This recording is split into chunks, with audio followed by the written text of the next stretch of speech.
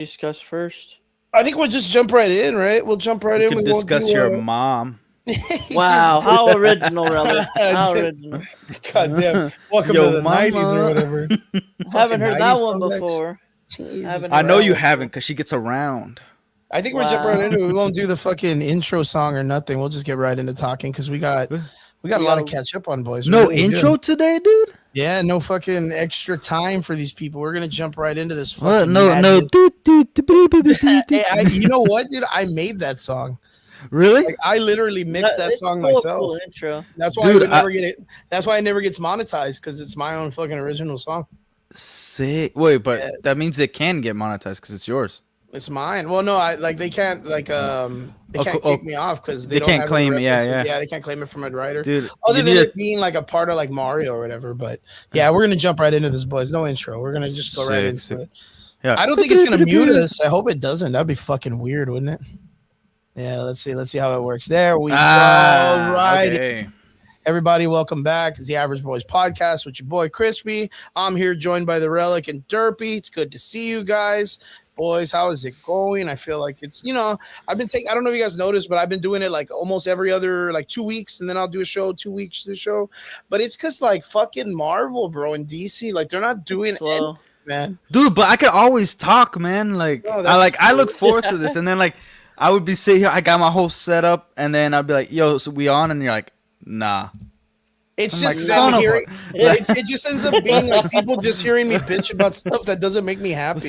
And it's like, well, we could always talk about like what makes you happy. Like, I could just go outside and like, fucking go for a walk and not be so angry. I'm like Vegeta, dude, when he comes to Earth and they're trying to take him places to be nice, and he's just like, flowers, fucking soda, like I'm just so angry all the time. But yeah, it's good to see you guys, man. Good to see you too. Last time we did a show, it was cool. We talked a little bit. Derpy jumped off real quick, but like he's back, baby. He's back on the crowd, mama. Yeah. Hey, Derpy, congratulations. You've been doing good on your stream stuff on your side of the world, man. Congratulations. Appreciate it. Shit's hard, dude. Like, so up and up. Shout out to the Answers and all the boys over there. And you know what? I thought of you the other day, Derpy, because I got to go to my first local like college baseball game. I'd never been to that shit in mine. You saw the picture? Yeah, I saw the picture and I saw your Insta. Yeah, I was out there, man, and I thought it was really cool. I'd never been out there. I got invited, of course, by the wrestling organization Combat Cult. They were like, "Hey, come through, come check it out. We're doing a lucha day at the UTRGV. UTRGV is our local college, and they were like lucha day at the park, and they would have the lucha going on, and then the game started. So all the crowd was like around the wrestling dudes, and it was wild, dude. It was super cool. And then I think in like the 7th inning stretch is when they were like, all right, break time. Come over here and check out the wrestling again. So yeah, it was really cool, man. I'd never been out there. The weather was perfect. Like, and the hometown college won. So good to see, right? But they're not your typical like college regional, like nationals kind of shit, right? I think they're like in a subpar UTRGV. I don't know how to explain it. Like, you probably know this shit more than I do. Hi everyone, thank you guys for joining the chat with us, man. What's up, ladies? What's up? But you know what I mean, right? You know how they have like the different divisions. Yeah. So our division's got to be like bottom because we're, I don't know, man, bottom of the barrel. We're Mexicans, bro, so no one knows we exist. Nah, You're just the barrel. Yeah. You're just the barrel, dude. Security guards are just a bunch of ice dudes just trying to catch everybody. Like, it's so crazy. Like, the minority in my area are white people. Like, there's like no white people in my area. Everybody's just Mexican down here. It's crazy. But yeah, I had a really good time, man. And I didn't think I was going to tell you the truth. I was like, baseball, like it's just dudes hitting balls or whatever. But no, man, like I think it was more of the audience like getting involved and them cheering and doing shit that really kind of like, oh fuck, like, yeah, get him, dude, fucking knock him out. Or I don't know what I'm looking at here. I'm in the same boat, dude. Like, I could never watch baseball on TV, but I've been to a Red Sox game. I've been to like a Bees game, and when you're there, man, it is hype, dude. Yeah. It is freaking Very awesome. much is. I being like the major baseball leagues are got to be super entertaining, like really hyper entertaining. It's super entertaining. It's really like it's just the It environment. really It's depends if awesome. you're good. Yeah, straight. The other entertaining Depends news if is you're good or not. huh? I said it depends if you're good or not, but Yeah, straight. Yeah, that's 100%. But another thing in the news, I don't know if you guys are into this stuff, but Tekaru knocked out Rotang in fucking Oh, I one. heard that. Yeah, I was like, what? That was fucking I- crazy, Dude, like it's his first knockout ever. Like he it's the first time he's ever been knocked out, right? Yeah, and 4 times as a matter of fact in the round. Like he got dropped 4 times. Yeah, It was definitely a super crazy concussed. slugfest, dude. Yeah, It was a yeah. crazy slugfest.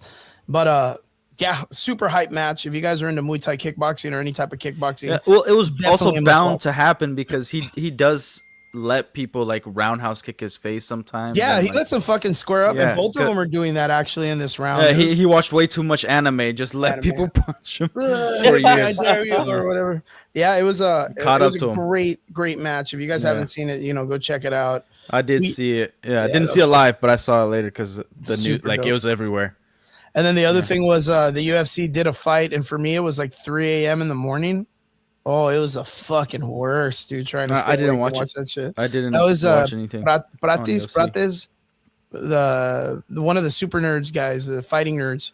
I heard, but I don't know anything that's It was a going good- on. it was a good Dude, ever slugging. since they got Paramount, like I feel like I've gotten zero news. Ever since they've been on Paramount, zero news, nothing that like sparks my interest. Like Paramount ruining everything already. well, those like fucking Paramount's like bastards. the worst streaming service. It Buying lags like WWE, hell. Those bastards. Yeah.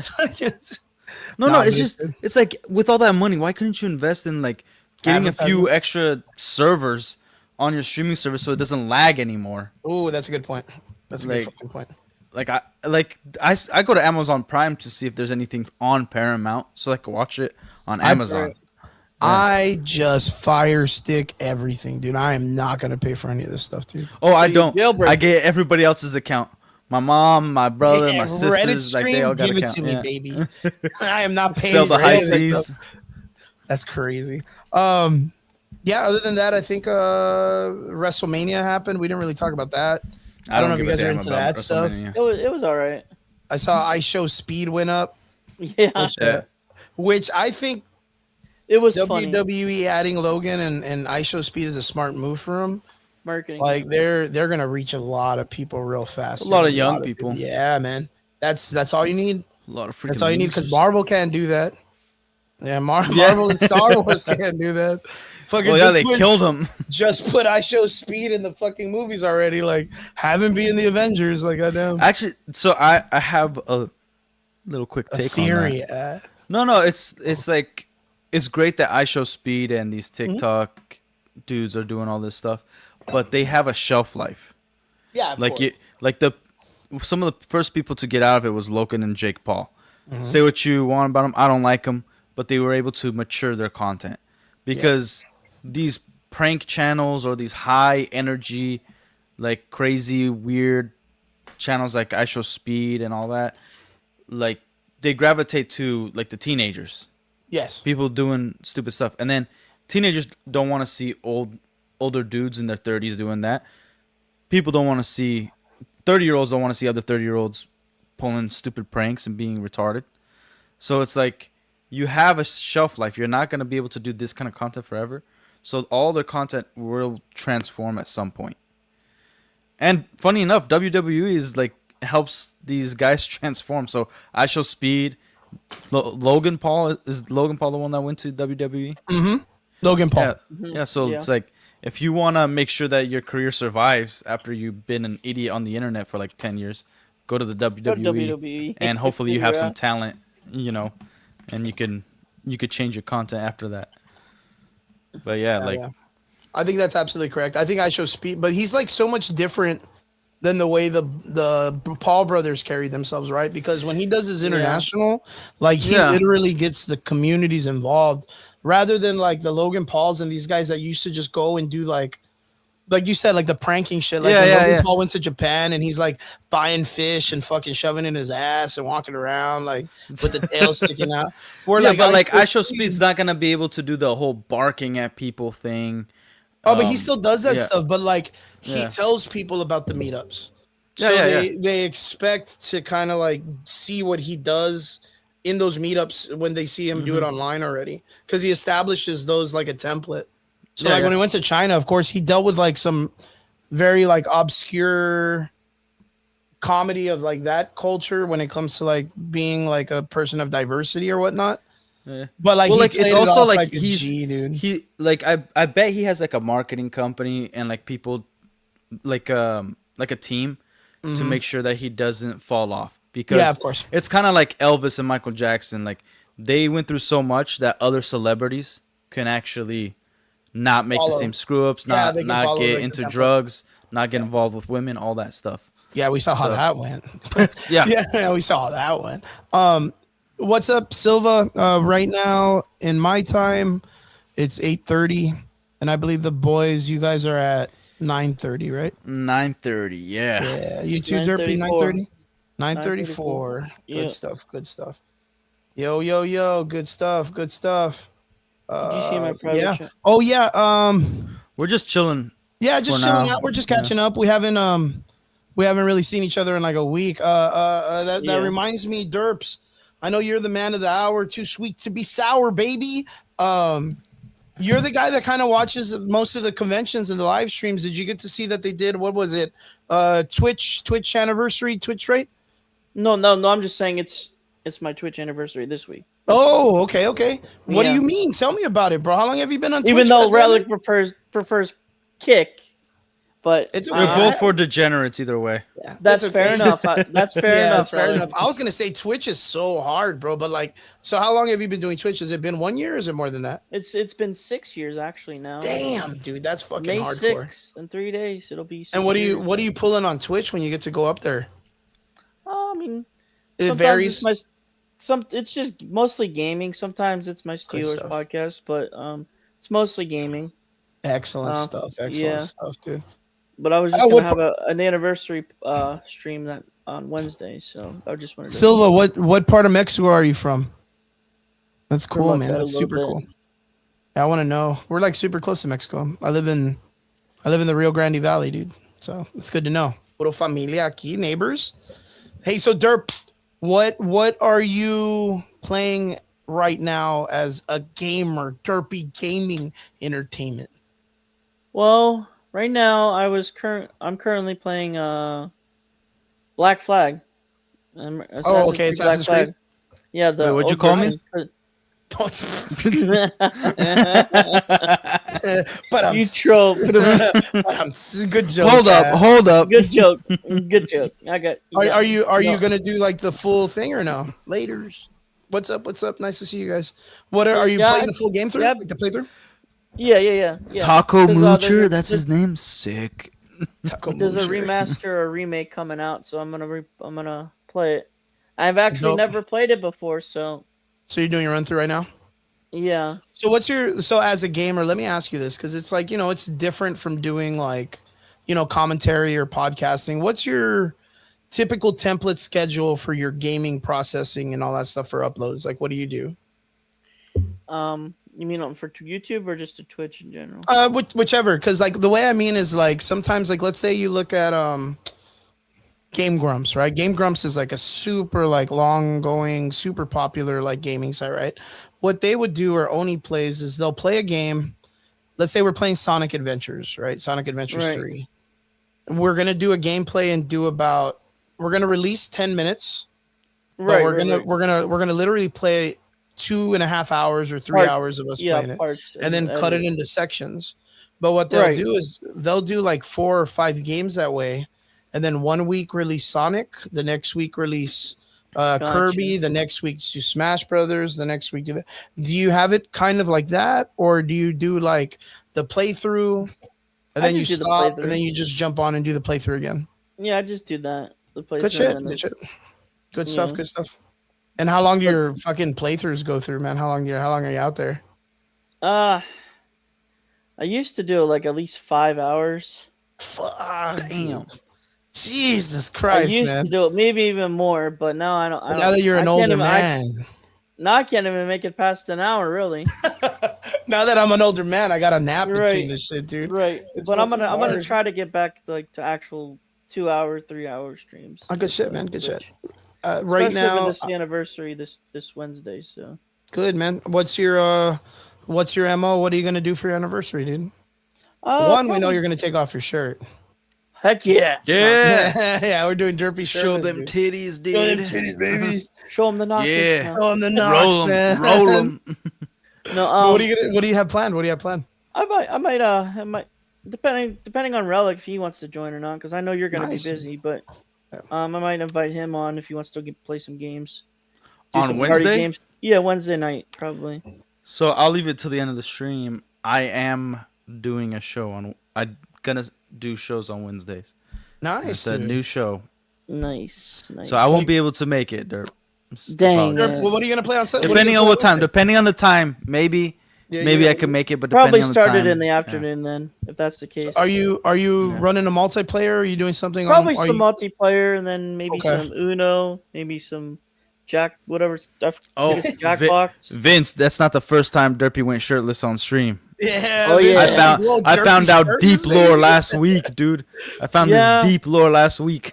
He just has a random fucking sports letter on his chest, dude. Yeah. Oh! He cuts out the sports letter like. That's actually my. He's got the Superboy Prime chest, the fucking tattoo, the fucking carved in one that he did when he's like on traps in the fucking multiverse. Do you remember that shit when they trapped Yeah, the old dude. man, dude? Boys, the Superboy Prime shit going on in the DC comics Oh is wild, gosh, dude. Lord. Wild, bro. I Wild. don't care for what they're doing with that. Dude, I'm like into it, but at the Like same time, with I'm some like, Monopoly, I'm I'm scared. excited for it. I'm scared. I'm like- super excited. It's because like Every time I gotten excited, I'm like, they It's 'cause pulled the rug Superboy out from under Prime- me, you know. it's because Superboy Prime never gets love. They just throw his ass away because he's so OP. But Yeah, like, but I he heard just- Tom King might get involved. No, he is involved. He is. Yeah. Remember what But, he like- did with the last Superboy? No, yeah, but that's the thing. Did you hear what he did? Like, okay, so I don't know if you guys are familiar with what's going on in the Superboy comics. So Superman's missing, right? Mm-hmm. Superman's been removed because of the KO series. So apparently Lex Luthor and Superman won. So Yeah. right now, Superman and Lex Luthor are like the gods of the DC universe together or some shit. I don't really quite get it yet. They haven't really explained it. It's But- kind of like they did a hint of like they traveled through another universe to understand what's going on because Yeah, some shit like like the that. absolute stuff is like some characters might have memories of the universe prior, and then this is like the absolute like ending where it's like they change the characters slightly. And not only that, yeah. I don't know if you saw that Storm in her comic book just transferred over into DC. In the Marvel universe. Oh, you didn't see that shit? Oh, No, you no, guys no, are no. in for it, bro. You're in for Wait, it. hold up. Like she's a DC character now, or like it's just like So- a crossover? So, Derpy, you need to hear this because it's fucking wild, bro. We're about to merge Yeah. all this shit together. So right now in the Marvel Definitely, universe, Storm has become kind of like a pseudo god or an avatar for a god in the overarching new patriarchy of the cosmic landscape, right? It's okay because Storm at least is an interesting character herself because she at least Yeah, has like if she was she's to me like well-written. the first original Omega X-Men character when it came to like putting that Yeah, down yeah, on yeah. paper. She was like the first one. So and And it actress- always like made Black sense. Adam, It Dwayne always Johnson made sense. type You know, it shit. wasn't like just a throwaway. Like we'll What's make up, her what's the up? Omega. Sorry, What's up? what's up? So basically, they're pulling some Black Adam, Dwayne Johnson type shit. No, because you have to remember that Storm is like she's a mutant, and Black Yeah. Adam was like No, I'm just savior promoting character, right? What the saying. No, I Just get you. the I way get he you. was- Like the same thing, but she's not. No, she's I not- meant what Dwayne Johnson said, but like DC, the whole, what the whole DC is gonna change or something. I Oh forget yeah, how it the goes. whole You remember landscape, Relic? right? Yeah, the whole landscape's Yeah. gonna change it all up. Anarchy, whatever. I get it's you. gonna I get change. you. So Storm ended up being endowed with like cosmic powers and becoming like a storm goddess, right? Cool. All Yeah. right. I'll see where it goes. I mean, I've seen worse. They did it with Ulysses, the fucking inhuman that could kind of see the future. Remember the cosmic gods Yeah, went yeah, in yeah. like so if they could take him, Yeah. Storm can fucking she can get it Well, too. they right? also like made like a MacGuffin, like the what is it, the time chair in the DC Yeah, comics. the timeshare. Yeah, Well, was it the timeshare? Or it was what was that it was guy's like name? the all-seeing Yeah, something like. I remember that. That was from the DC Power, when they were making all of them gods. But Batman sits on it, right? Yeah. That Batman sits And on then it. he Well, gets like 3 different identities for the Joker, and yeah, he so set up all that weird shit, dude. yeah, But so they and then did nothing with it. yeah. So they end up taking Storm to like this higher echelon of like the cosmic universe, and this astronaut out of nowhere kind of like grabs her and takes her, and literally like takes her to the source wall, the opposite side of the source wall. So when that appears, like you already know it's the DC universe, like straight up DC universe. I forgot who she meets. Like who? Let me see. Who is? So she's kind of like, so she's like a Dr. Manhattan of sorts. Not really. She's still Storm, but she's just like imbued with like Galactic's power or whatever. Galactic's like the like cosmic, Galactus, or yeah, that dude. Yeah, astronaut in Storm's. So is she able to create life? Like what's? See. Yeah, no, well, no, she can't create life, dude. Who is it, dude? She's that's not a with baby her? in the MCU. You better explain this better because I'm starting to get pissed. Like, why don't you just make a new character? You would have Hold said. I said What? she's not a baby in the MCU. She can't create life or save life. What? Like That's what I'm saying. no, from Fantastic Four, the baby saved Sue. Oh yeah. That bullshit. That that's all. That's so horrible. I forgot who it was, Yeah. but Earth's. Damn, yeah, but it's all over the internet when it comes to all the comic book dudes that are like, The shills. yeah, well, not I wouldn't say shills. Shills, Yeah, I wouldn't say shills too hard, but Losers, morons, yeah. what? It's Take just your the pick. people that are like really about it. That are talking about it. It's this chick. It's a character. Storm's mysterious watcher is revealed to be an alternate version of her mother in Dara. And she's the one that's kind of like at the source wall, which of course, like in the comic book world, they're trying to like, build it up. But the idea is like the source wall is there. And then the not the Phoenix, but there's another bird that they introduced in the Perpetua DC comic line. Like this big bird that's like black with like a white outline.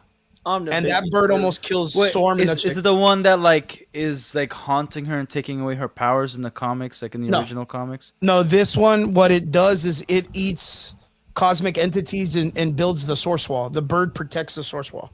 Okay. And Storm, but it's in DC universe. It's not in Marvel. So like for Storm to be like running into it is like, it's because they're gonna like, we're coming up to this idea that Marvel and DC are about to like, they're gonna smash babies soon, dude. Like it's gonna get real weird. Yeah, let's not do that. It's gonna get super weird. Let's it's gonna get really weird. They already had it where Superboy Prime crossover with they Spider-Man. don't even know how to make their own simple universe consistent. Let's not do that. It's true. It's okay. Like we are like 30 years away from doing any of that. Sometimes when there's enough alcohol, you just gotta let it happen. I think they just gotta let it happen. I think they just gotta let it happen, dude. Like right now, you really just can't get it.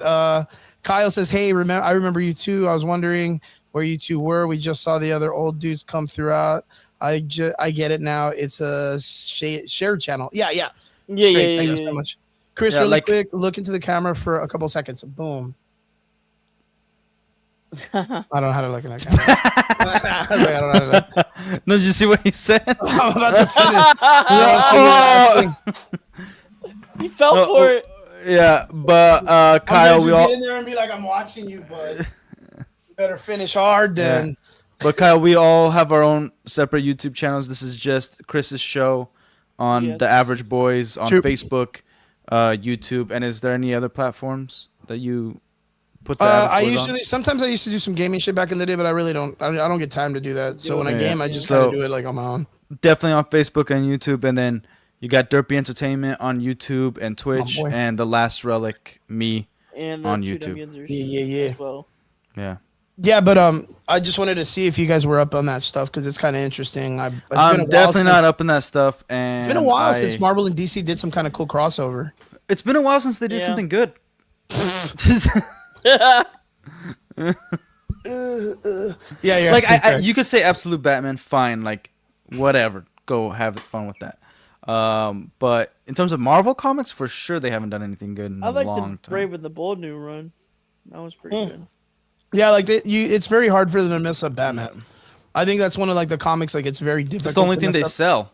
Yeah, it's very difficult for them to mess that up. But Tom King did it. yeah.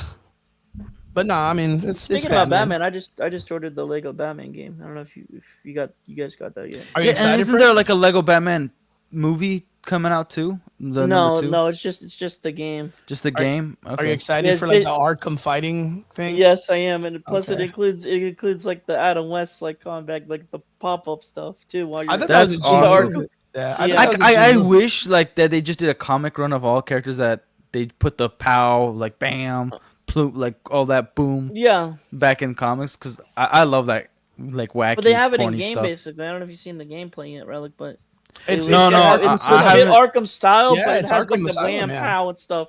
Yeah, with which the is so much combat. more cooler than the Lego action that they used to have. Like the fighting, Yeah, I thought yeah, it was yeah. kind of corny, Yeah. but it's fun. Yeah. It's a kid's game. Like, I'm not really expected to be fucking Mortal Kombat or Assassin's Creed, but to see them going like Lego direction to Arkham Asylum, I think that's so cool, dude. Yeah. I think that's Basically, so, it's so taking good. inspiration from like all the comics, all the movies and TV shows. Cool. So, like, Okay, and there's, well, I like- can't and wait for there's, like- that. And there's like 30 suits at launch if you get one specific version.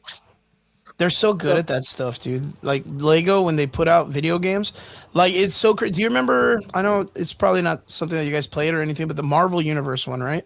Yeah, I got them. Dude. I got 'em. Dude, You have they have no like idea. fucking 40 characters in each game.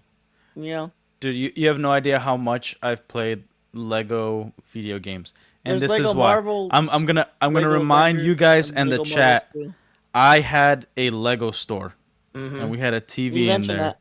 And even if I didn't play it, I had like Switch and Xbox and some systems in there so people could play it if they're not shopping.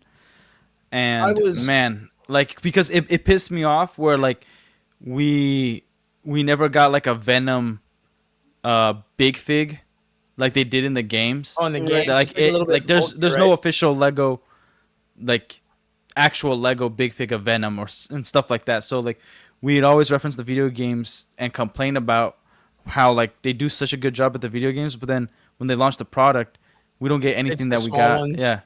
Yeah. Like there's big figs, but it pissed me off. It really pissed me off.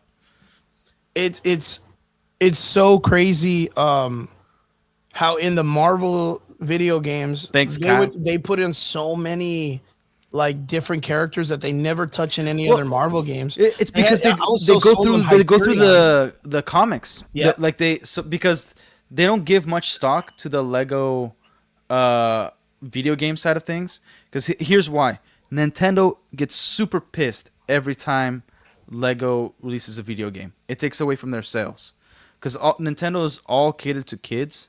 And I know this because we had a contract with Nintendo and with Lego, and you get to hear a lot about this bullcrap. Funny But story Nintendo about Lego. hates Lego. Nintendo absolutely hates Lego, even though they have They're the properties competition, with them baby. now. Funny Yeah. story about Lego. Yes. You know Legoland Relic? Yeah. My I hope of I know course, Legoland. Yeah, look, Yeah. no, my uncle's actually an engineer, and he's actually doing a new. He's like basically helping design a new ride for Legoland Oh, right now. sick! shit, That's dude. awesome, man. Yeah, so Holy crap, that's fucking cool, dude. yeah, I was telling my father actually asking if he actually had any ideas yet, because I don't know, like they have to blueprint it out and everything. I was wondering if he had any like if he had the idea already, or if I could mention an idea. Dude, or you something to you him. should interview him on your channel, dude. That would be a big hit. Here I got. Let me. That'd I'm be gonna. awesome. I could. It's actually my aunt's aunt's husband. So, So I have. I'm gonna share this real Uncle. quick. So He lives in Yeah. actually in your state. Florida. That's why I'm going. Yeah, that's why I'm going to Florida in November. That's, Sick. so his this daughter's is Flip Yeah. boom. That's my. Well, this one is my the Average Boys podcast. Kyle, thanks, Kyle. thank you, sir. Kyle, amazing. Thank you so much, Good. man. And then this is my Instagram, the Average Boys, Crispy, the Average Boys. Look at that And creepy dude in the picture with the kids. Look at look that at that creepy dude. dude in the picture with the his kids. fucking kids. fucking guys drive me nuts, dude. These fucking kids. Here's the baseball game. He's just pulling a James Gunn. He's just pulling a James Gunn. Yeah. I'm gonna say bad jokes about these kids. That's so hardcore. I'm gonna say bad jokes about the kids. And then this is, of course, my Facebook. So if you guys wanna. Wait, what was your YouTube channel? Flip Boom. Oh, that's my So that's my like personal. So I'll go to that one real quick. Let's go back. Here it is. Yeah, so I do something like my drone flying. I mean, I could probably have him on. It just depends because he's busy right now. Dude. He's probably busy at the moment, but like I could see. It just depends. Yeah, that's so dope. So yeah, that's my stuff. So sorry, guys. Sorry, boys. But yeah, you need to advertise. You need it. You know what's crazy is we've had the opportunity to have some really cool fellows on the show. We've got Stranger Things did the really crazy episode with Eric Munson playing the fucking Metallica song on the thing. We had the cinematographer on the show. The guy I remember who that you told me that. all the. What's up? Oh, awesome! You told me that a while back. Yeah. And the reason why is because he's from the town that I teach MMA in. Right. So he's a good friend of some of our friends, and yeah, we just brought him on, and it was so cool. And he was doing the new Texas Chainsaw, which I mean, it wasn't a great movie, but he had to pick up from what another production studio had made. So they had to just go with what they already had. So he was just working with whatever they gave him. But so cool to be able to kind of talk to people that do that kind of shit. So cool. All right, Derps. So what do you want to talk about, my man? So there was a whole thing you were supposed to cover, which is Cinecon. It's already kind of lost its momentum. But at the Cinecon, they still had a bunch of cool trailers. That's some stuff that happened. Let's talk about it, bro. Let's talk about it. What do you want to cover first? You want to cover DC news? Or do you want to do Marvel first? Was there even any DC news at Cinema? Yeah, they had Clayface, the Batman 2, Supergirl. Yeah, they covered some stuff which was interesting. I mean, nonetheless, like my biggest thing with DC is that they just don't advertise enough early. We could do Marvel first because I'm do Marvel. Okay, yeah, Marvel news, baby. So at Cinecon, they brought in the man of men, the men of mystery, the coolest man on the planet. Robert Downey Jr. came in to talk about his 28th role in Marvel. He'll be playing Doom, Magneto. He'll be playing Scarlet Witch, Doom. And he'll be the new Black Widow also. Since they're not going to bring Scarlett Johansson back, they brought Robert Downey Jr. So he'll be the whole Avengers cast. So he's the new Eddie Murphy. Is that what you're saying? Easiest $1 million movie ever. I think Robert Downey Jr. is the new Eddie Murphy. Like you don't need to cast any other actors. He could just put wigs and prosthetics and be all of them at once. So that's gonna be a really crappy Eddie Murphy. It's gonna be a bad fucking. It'll be more entertaining than fucking Phase 8 and Phase 5 and 6 and 4 and yeah, man, all that stuff. But oh, dude, yeah, Blue Marvel, bro. So we'll talk about that a little bit later. I'm excited for that. That's wild to me. But yeah, so Robert Downey Jr. and Chris Evans, right? Came out? Yeah, Chris Evans. Yeah. With the Russo Which brothers. Apparently he's not going to be in his uniform. I figured like he's going to have a lot of He's going to play Steve Rogers because he did have 2 movies left in his contract. Mm-hmm. So he will appear again after Doomsday some capacity. Secret Wars. He has to be in Secret Wars. Yeah. So tell me, boys, what do you think? So they came out, and of course they advertised, whatever the fuck the Marvel thinks that's gonna work. There's some stuff that came out, right? What do you think, Jerv? I'm just gonna say this. That whole panel was a waste of time because they didn't show the freaking trailer to the public. Dude, you know what? That's been the biggest pet peeve of mine for a long time because they used to do that shit with Hall H. It's not new that they show only something specifically, but like for them to show it there, they had what about people like that live in like Europe or whatever that they never in their fucking mind of minds will get the opportunity to want to spend $3,000 on coming to the United States in an airplane to stand 28 hours in a fucking in a line just to see Danny Trejo or Giancarlo Despacito or whatever, like you know what I mean? Like they're not gonna do that shit. Like no one's going to fucking San Diego, especially that time. San Diego Comic-Con is like a dead fish. Like no one's really going anymore. Like I think it was more of a waste of time because the Russo brothers and Robert Downey Jr. along with Chris Evans, first of all, it was just bad acting to like draw some sort of entertainment out of. They didn't do anything to the fans that was like they didn't have to say like, yeah, we've had a rough couple of years. But they could have acknowledged something where it's like we wanted to bring like the fire back because we love the fans. Like nothing like that. You know what I mean? Just like, hey, check out. Like, you guys excited for Doomsday? It's like there's no hype for this. Yep. You put Doomsday, Not one of the so best characters. whatsoever. There's no build up to Victor Von Doom, and we've had us. Regardless if you like Phase 4 and 5, it's sloppy. There's no direction. There's no build. It's the first Avengers movie that we're getting that there's no build up to an Avengers movie. Yeah. Like You know what's crazy? Yeah. What's up? What's Derp? up? It's literally been 7 years since we got one. Since we got what? An Avengers. Avengers movie. Yeah, I mean Thunderbolts, right? Thunderbolts is not Yeah. an Avengers movie. Has it been? Thunderbolts Has it been is not 7 an- years? It's been Yeah, 7 since Endgame. years. Endgame came out in 2019. Damn, you Yeah. know what? And we're never gonna get the Avengers back again because we're not getting the characters. Yeah, because all of them are separated or scattered. Avengers disassembled, Or guys. dead. It's in the comics. It's in the comics. Avengers Shut up. Shut up, Chris. Shut your whore mouth. It's real crazy, man. Because I was just talking about this off chat, right? Yeah. Right. Where the Russo brothers had this marvelous idea to be like, hey guys, you know how Phase 4 and Phase 5 really sucked? Well, Forget all that. forget all that. We're gonna put the trailer and all the information you need on the last film that we did good with. Like, what a way for And that Marvel to was be like, Endgame. here are the keys to the car. You know, do whatever you want because we believe in you. And then for them to be like, all right, well, all the shit you guys did for the last like 8 or 9 to 10 to 15 years, like we're gonna omit that and make it seem like the timeline had already been fucked.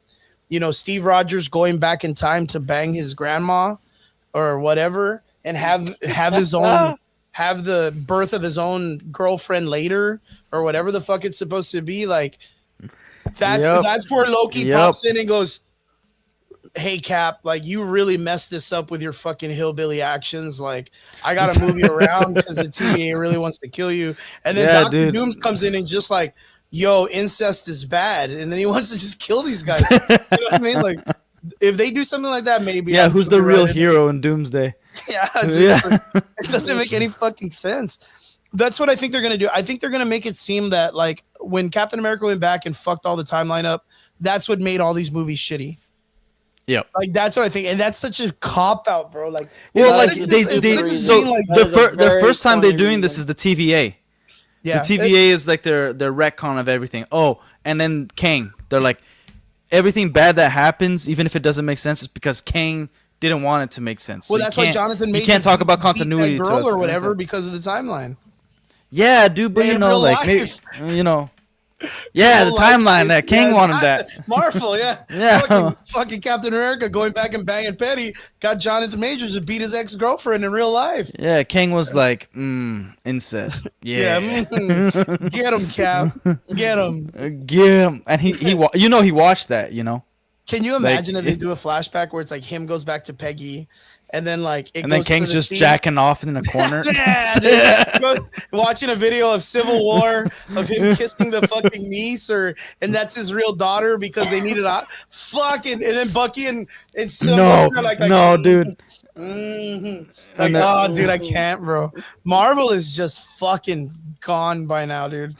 I don't even know what they're gonna do to save this. Dude. Well, like I really don't. that's why I always say like Endgame was a terrible movie. It's because of the logic. All the logic that doesn't exist in that movie. You can enjoy it. You could call it an accomplishment. It was. It's awesome. It was fun. Yeah. But it's a stupid movie. It's really, really dumb. It's not good. Like when you break it down, when you just turn your brain on for a quick second, it's stupid. It's a dumb movie. No, like I remember I was talking to a friend of mine and be like, why does Thanos at the end of the movie sit there waiting for the 3 Avengers to show up so he can fight them?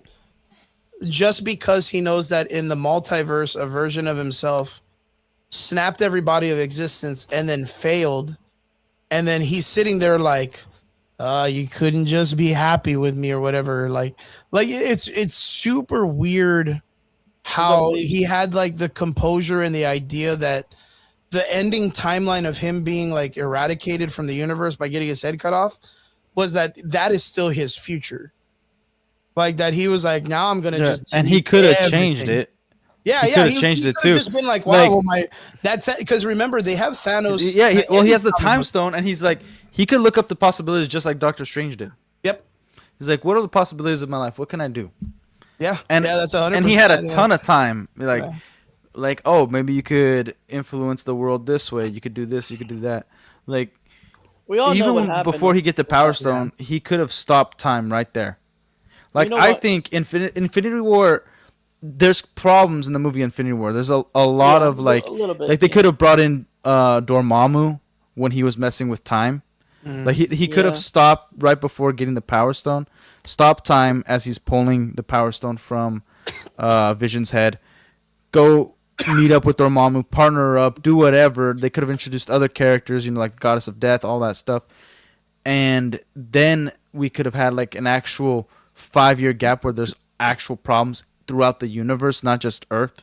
And incursions. You could have done so much with it. Yeah. Like I've always said, like around 2024, 2025 is when we should have got Endgame. Oh yeah. We should have had like 5 years of build up. Derp, what are you gonna say? I was just gonna say the reason why Thanos was all mopey in Endgame is because they had to make all the female woman characters all empowered at that moment. And that is true. Thanos look weak because he's a dude. Because Kevin Feige announced right before that like pretty much the MCU is happening, that like 50% needs to be women, like, and then it came out that the Russo brothers had to ring him back in for Endgame because he wanted to kill off the entire Avengers cast. Like Captain America, Hulk, everybody. Well, again, like the reason why that's much. The reason why the live action version of Thanos is such a failure in the idea of what he is because he's a misunderstood villain. Well, the Thanos any Thanos would have looked at the Thanos that failed and been like, well, he's a bitch. I'm the real Thanos. Because like that's why they have the comic book of Thanos Endgame or whatever, and they have King Thanos, which they're gonna eventually bring into the movies. It's because like in the very end, he destroys. Well, we saw that in Guardians of the Galaxy, dude. Yeah. We saw him on his throne. Yep. We saw him like he acts differently from there. It's because he didn't do Infinity the War. Theory. Well, no. King Thanos is the one that I showed you, like the picture of. No. I know that, but like they implied that in Avengers, Guardians of the Galaxy movie. And then you got Infinity War, and you're like just a simple, like, turn on your brain for that movie too. Like simply like, hey, if you can delete half the resources, can you just double up the resources? If this is your whole motivation, that's why the Goddess of Death motivation makes way more sense. It's like, I want to impress the Goddess of Death. I want to impress murdering my girl. Half the universe, and then because man always does a better job than a woman. Yeah. She gets pissed and then like condemns him and curses him for eternity. Yeah, where he can't actually be with her. Yeah. Like, I mean, there's a lot of things. There's a lot of things that Marvel has kind of gotten wrong in the last 20 years, I guess. But having it be because they had after Civil War, there's been issues, massive implications. Well, they've had Civil War is overrated still. They've had a lot of room to fix or get this thing ready. And again, you have like the She-Hulk situation where they use the entire season to make fun of the fans and talk shit. They did the same thing. They did the same thing with the Marvels. Ironheart. They did it with Ironheart, Marvels. Well, think of the Marvels. The Marvels, they could have set up something. But what they wanted to do was like, yo, we need more females. Let's bring in Loki, Tom Hiddleston's real wife. Let's make her better than Ronan the accuser as a villain, which there is no female accusers like that, if I'm not mistaken. And then let's make a singing planet because, fucking Thanos or, Kang or Doctor Doom isn't important.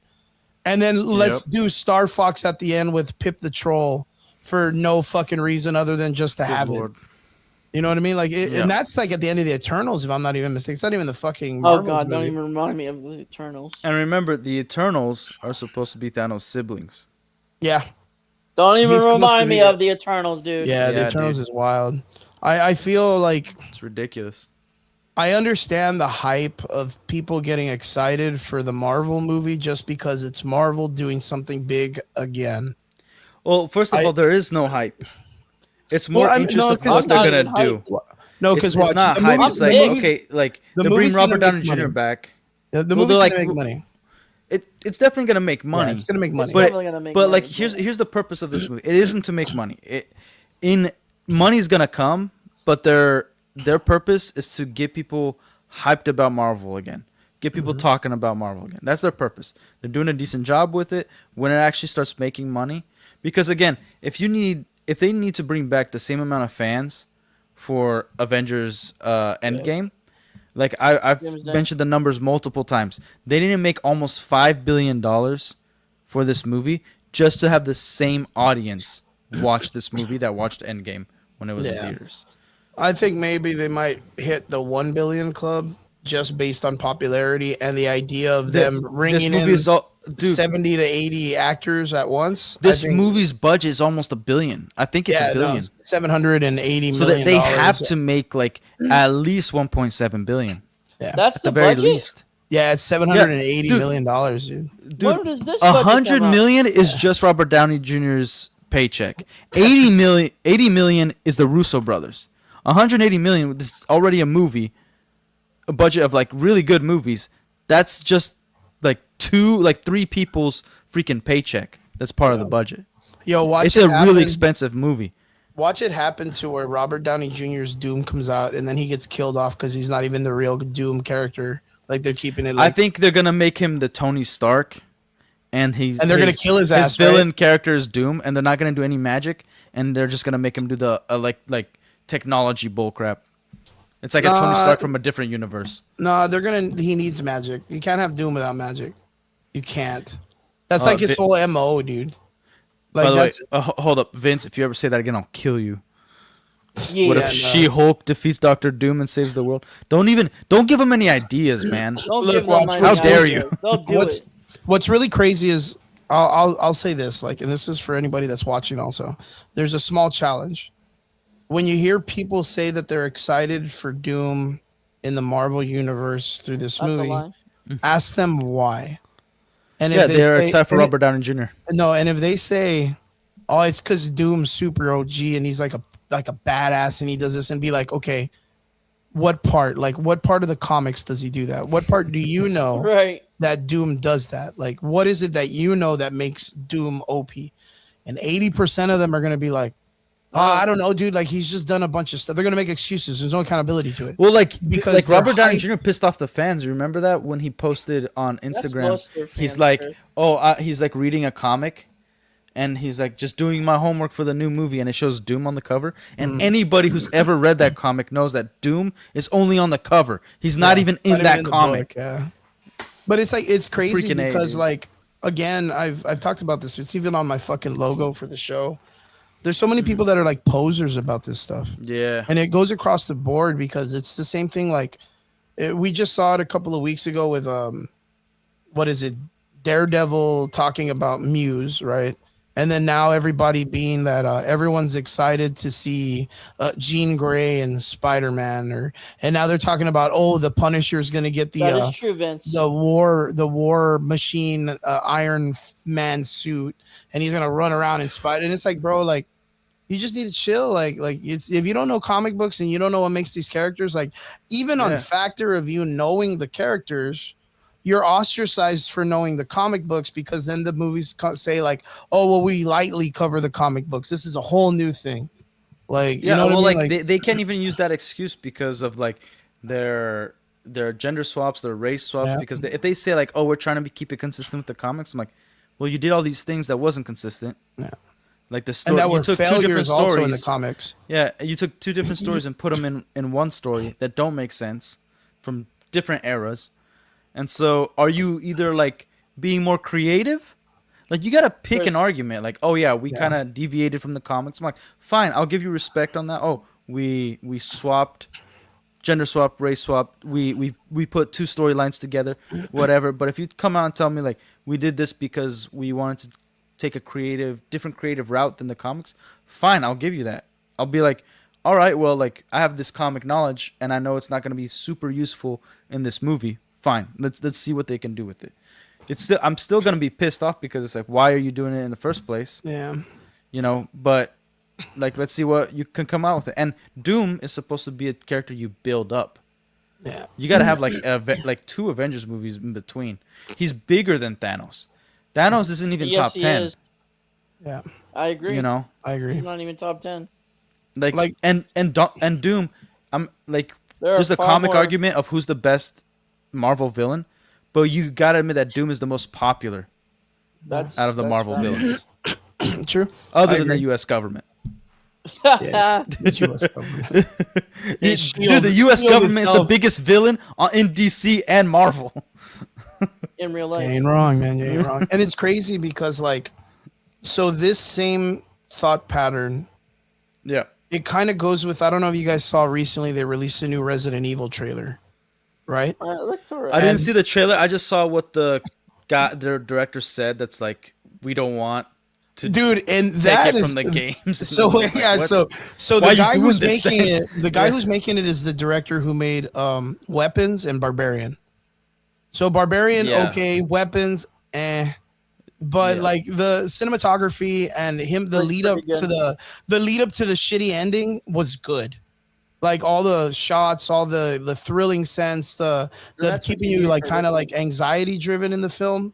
Yeah, you need it's that for there. Resident Evil movie. Yeah. But like Resident Evil, the reason why he's doing this is because the guy was like, look, all the characters you kind of know, I want to kind of make it about a dude that's in the Raccoon City incident and he's just trying to survive.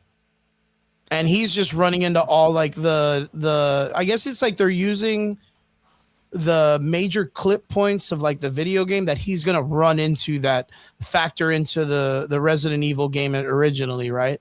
So he'll be like walking down in a forest and then he sees like the fucking dogs, or he'll be in the sewers and he sees the large crocodile, or he sees the explosion in the distance and that's the 18-wheeler that crashes into the gas station stuff, right?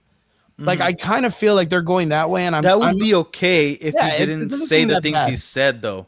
Yeah. Right. Because he's just like, I don't want anything to do with the games and it's just gonna be in the same time. I'm like, well, then why the freak are you doing this? Like, why call it Resident Evil? Redesign? Yeah, like, why call it Resident Evil? It's like kind of like if you were like the Fallout show is atrocious, but they were kind of trying to tie it in, like different characters, a vault that nobody's really knows about before, and then this little journey, but then they screw it up. But that was their premise, like was their idea beforehand. Yeah.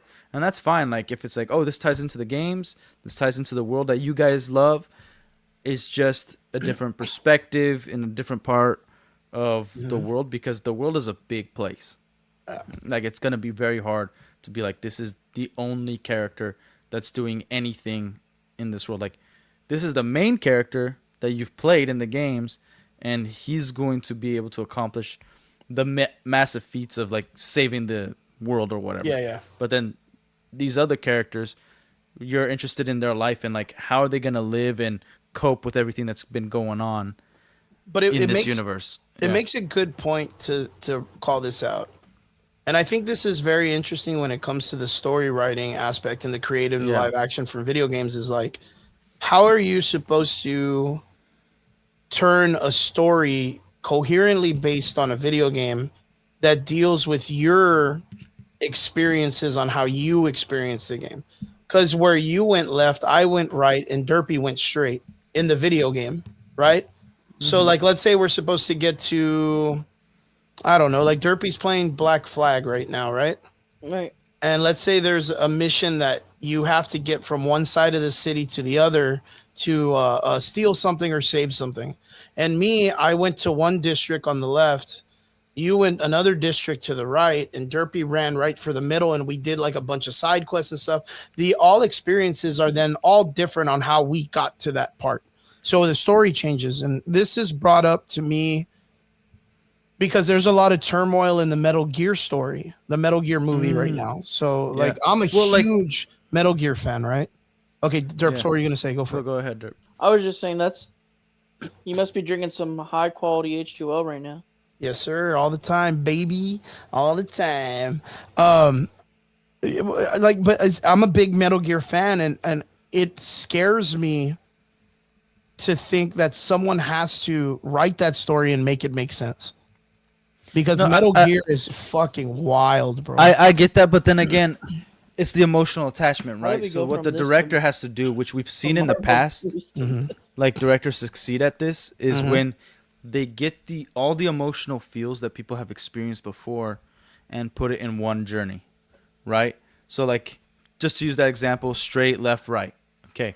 When you go right, you have this situation, so you're going to feel this particular way. Yep. You have this situation, so you're going to feel this particular way. And, all 3 different ways of feeling.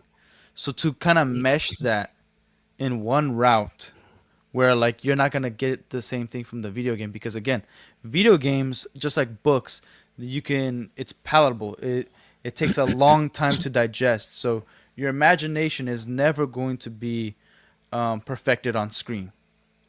Right? Well, I mean, but the other thing too is the technologies on storytelling are different.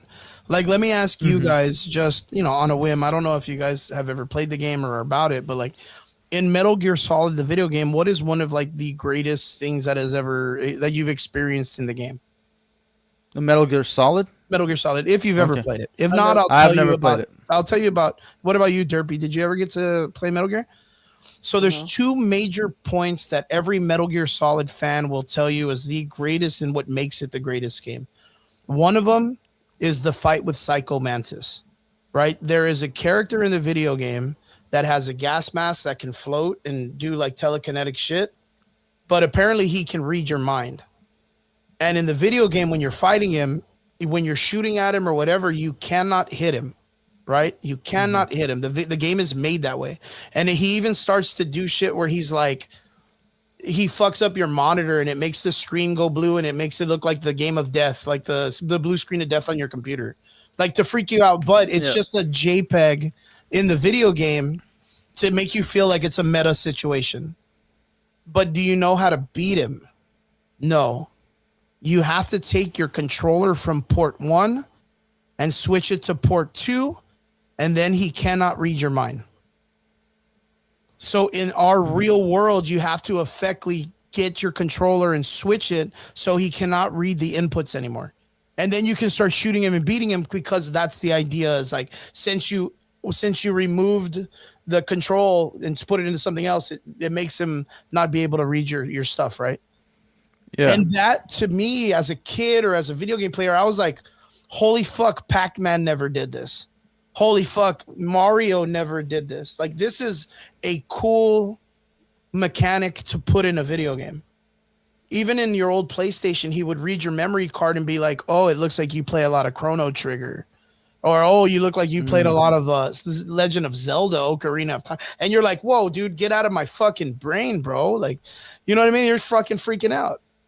How do you... Okay, and the second variation was, there's a part in the game that says, if you look on the back of the box, you can find the codex to call this person in game. Mind you, the character Metal Gear, he uses a cardboard box. So a lot of the times the player will get in the cardboard box and start to move it around to get the camera to get closer to try to free it. Mind you, what the game is telling you is on the back of the box, he's talking about the video game box itself, that when you buy it from the store, there's an image in the back that shows the person's codex, and you're looking at this box because you buy it and you're super entertained as a kid. You're looking at it and reading it. So, but this comes out like way later in the video game. So to be that meta, it's like an escape room kind of thing. The key is in front of you, and it's like the exploration of understanding.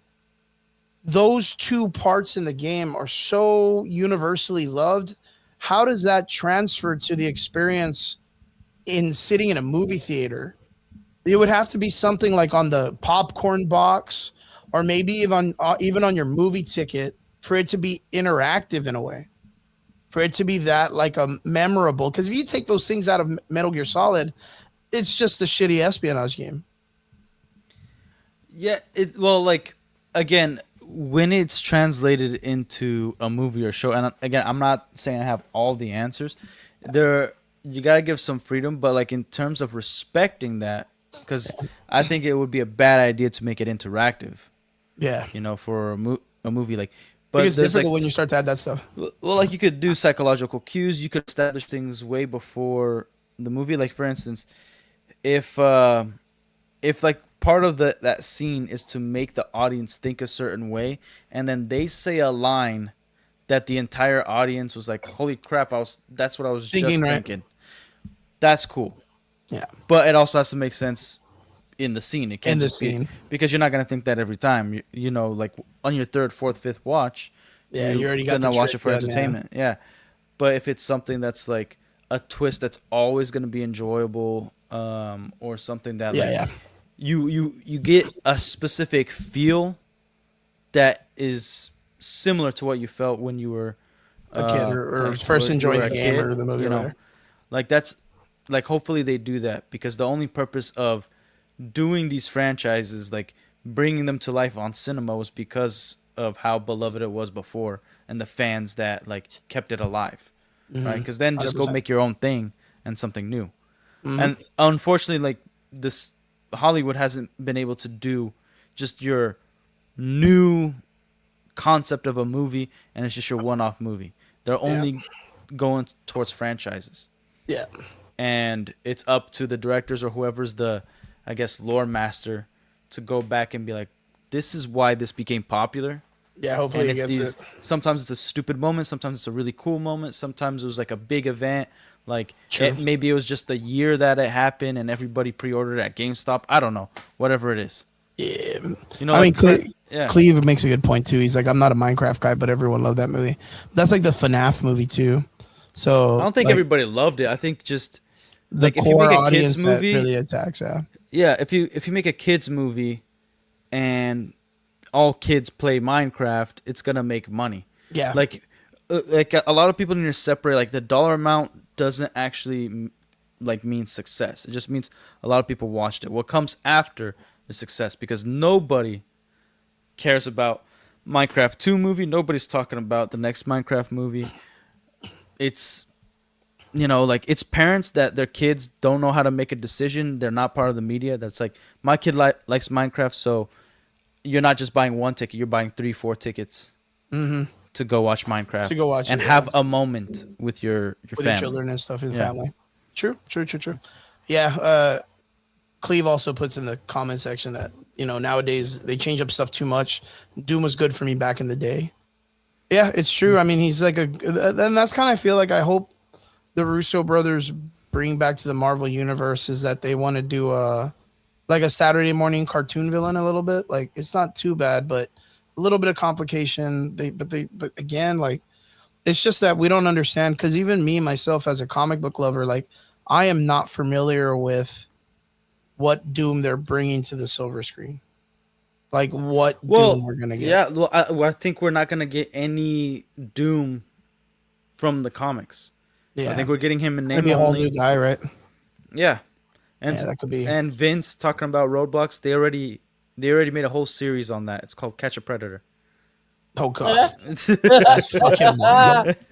That's fucking wild. That's nasty. Yeah. Alrighty, well, enough of Marvel fucking up. Marvel sucks. That's the news. Marvel sucks. Yeah. Spider-Man might be good, but it sucks. Yo, are you guys caught up like on all the Sadie Sink talk about her being like Jean Grey, and now a lot of people I am not caught up, but I don't want it. Yeah, I'm not a big fan of that. There was another one that said that she might be Typhoid Mary.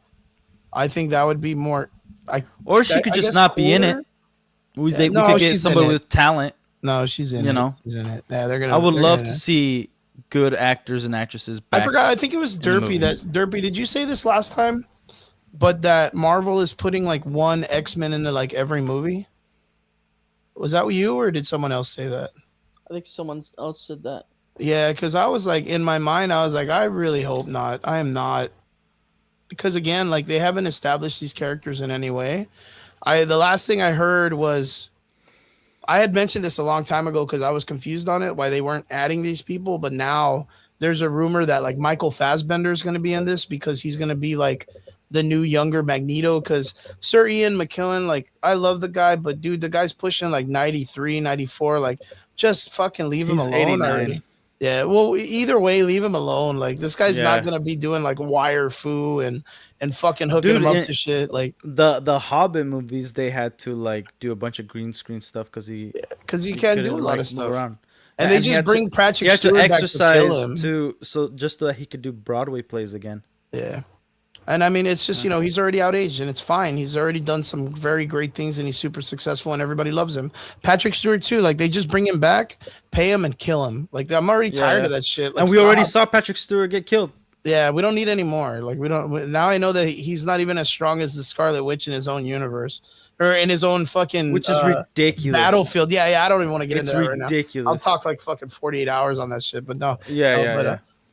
So for them to bring in the X-Men First Class, like I didn't know why that hadn't had made a thought. It doesn't make any sense for them to bring the older X-Men because all of them are all like Bryan Singer specials, and Bryan Singer was a horrible person. You know what I mean? But they never mentioned a X-Men First Class, and I thought that was a kind of a better approach in a way. Like they made more interesting characters, like for what it's worth. But I heard that they're further bringing that, but I'm so checked out on the Marvel universe and all their bullshit. Dude, I haven't seen rumors or anything. I'm tired of all that shit, boss. Like I'm done. Yeah, like it's the only thing, and I'm not even to the point of excitement anymore. But I'm excited to see Nicolas Cage back, and that's the main reason I want to see Spider Noir. And we've talked about it. I don't want to get it too much into it about like how I don't want a universe with it. I just want a one-off show. But whatever. Yeah. We know we're gonna get a universe. It's just we have no focus. Same with DC. It's like we're doing like this whole universe. Like, how about you just focus on the one movie you're gonna make next? Yeah, that's all you gotta do.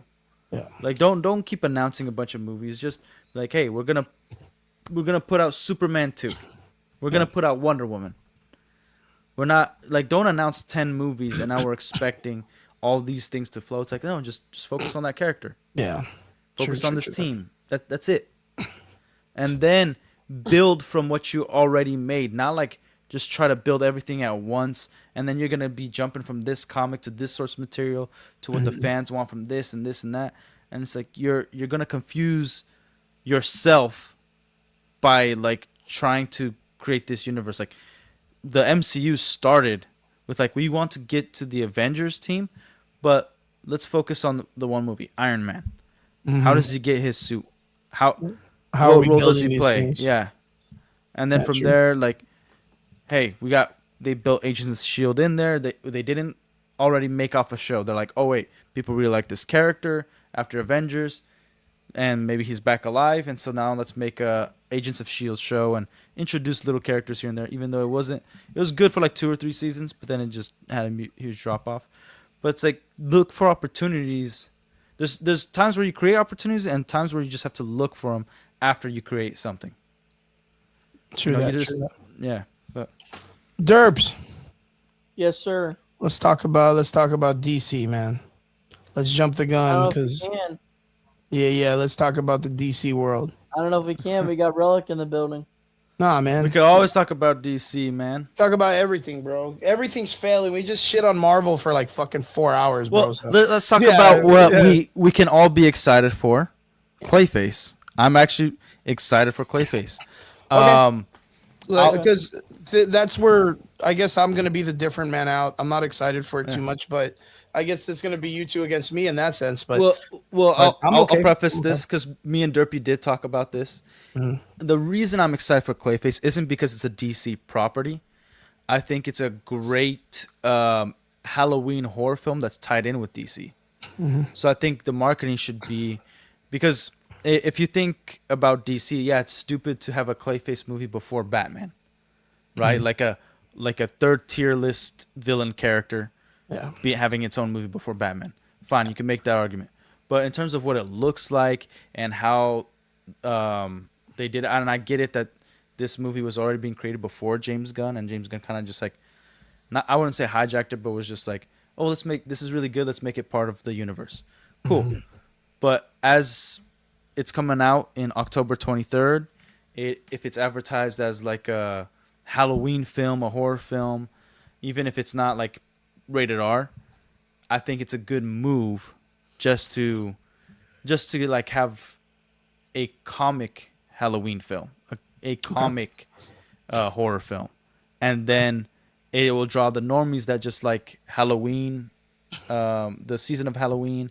It will draw in the normies that are into horror films, see a new concept, be like, holy crap, this is a DC like film, or like this is tied into Batman. So maybe the next Batman movie is gonna be more to our liking, but still acceptable from the comics fans. And I think that's where like they have kind of like a golden opportunity right now to Did draw you in different type of fans to the DC universe.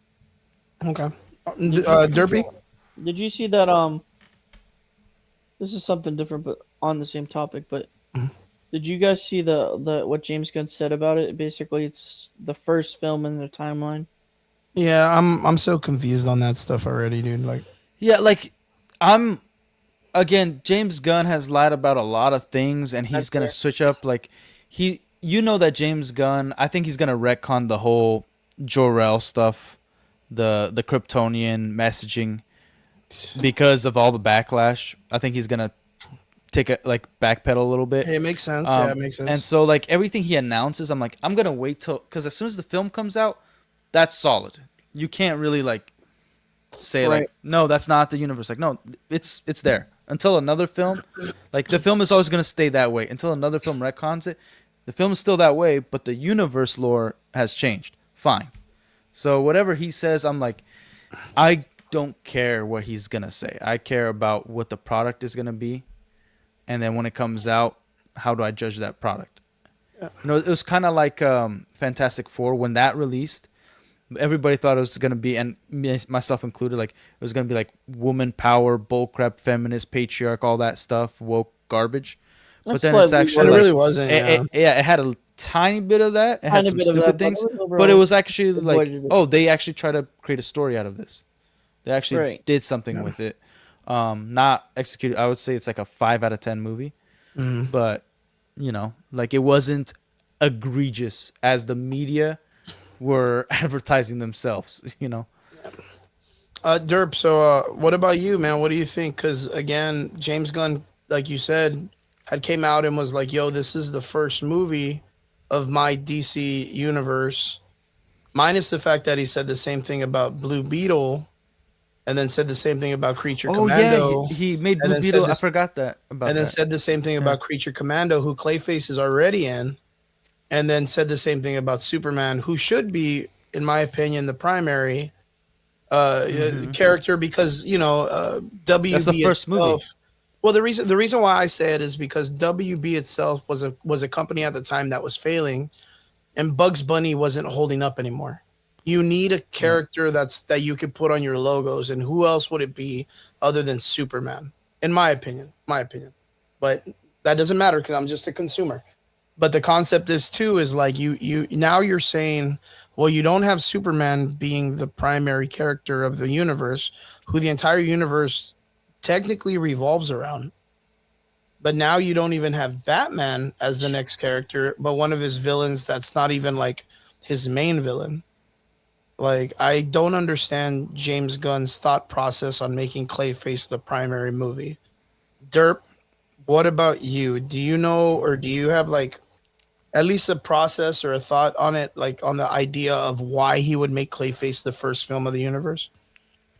Probably because maybe it's like maybe the specific version of Clayface is a younger version. Like maybe, and Batman's maybe like a certain age. I don't know, but It's a little confusing, right? it is kind of confusing.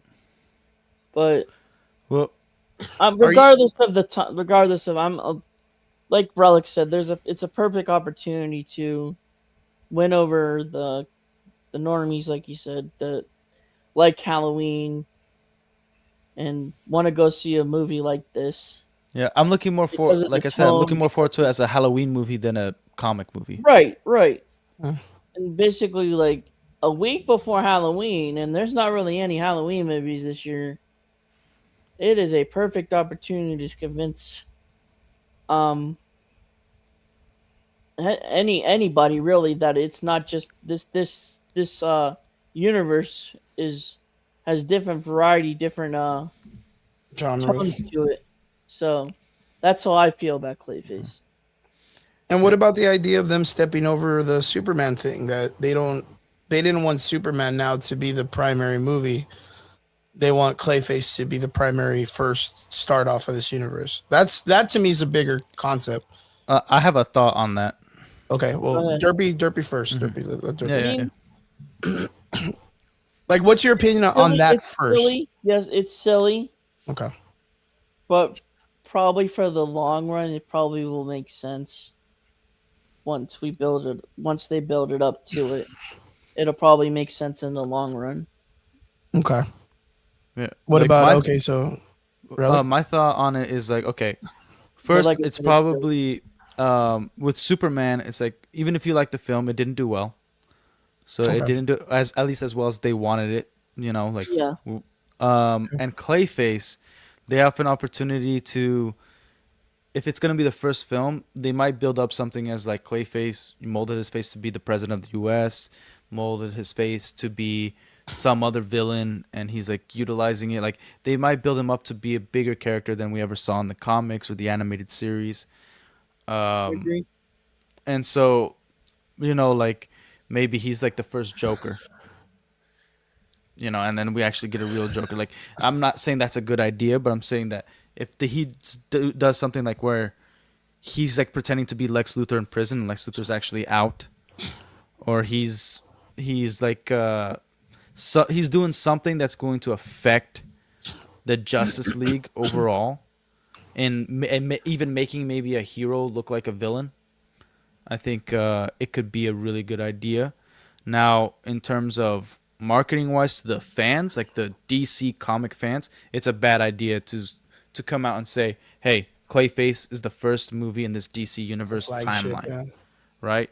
yeah, the It's like, flagship. okay, well, like Superman will always be the flagship because it actually came out first, but Clayface is like the lore.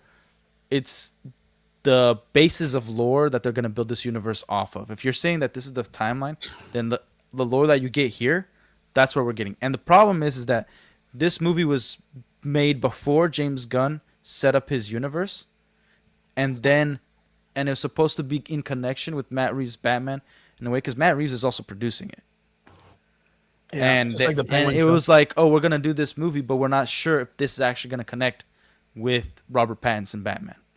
So why do they want to fucking make it the first universe if they can't even get that down? I think James Gunn is probably freaking out right now. I think he thought that everybody was gonna love universally his ideas, and Okay, we've seen this I can happen see that. before. And then he's like, "All right, well, like, I don't know what's going on, because we have people who really love this movie and people who really hate it, and there's not really anybody in the middle." in the middle.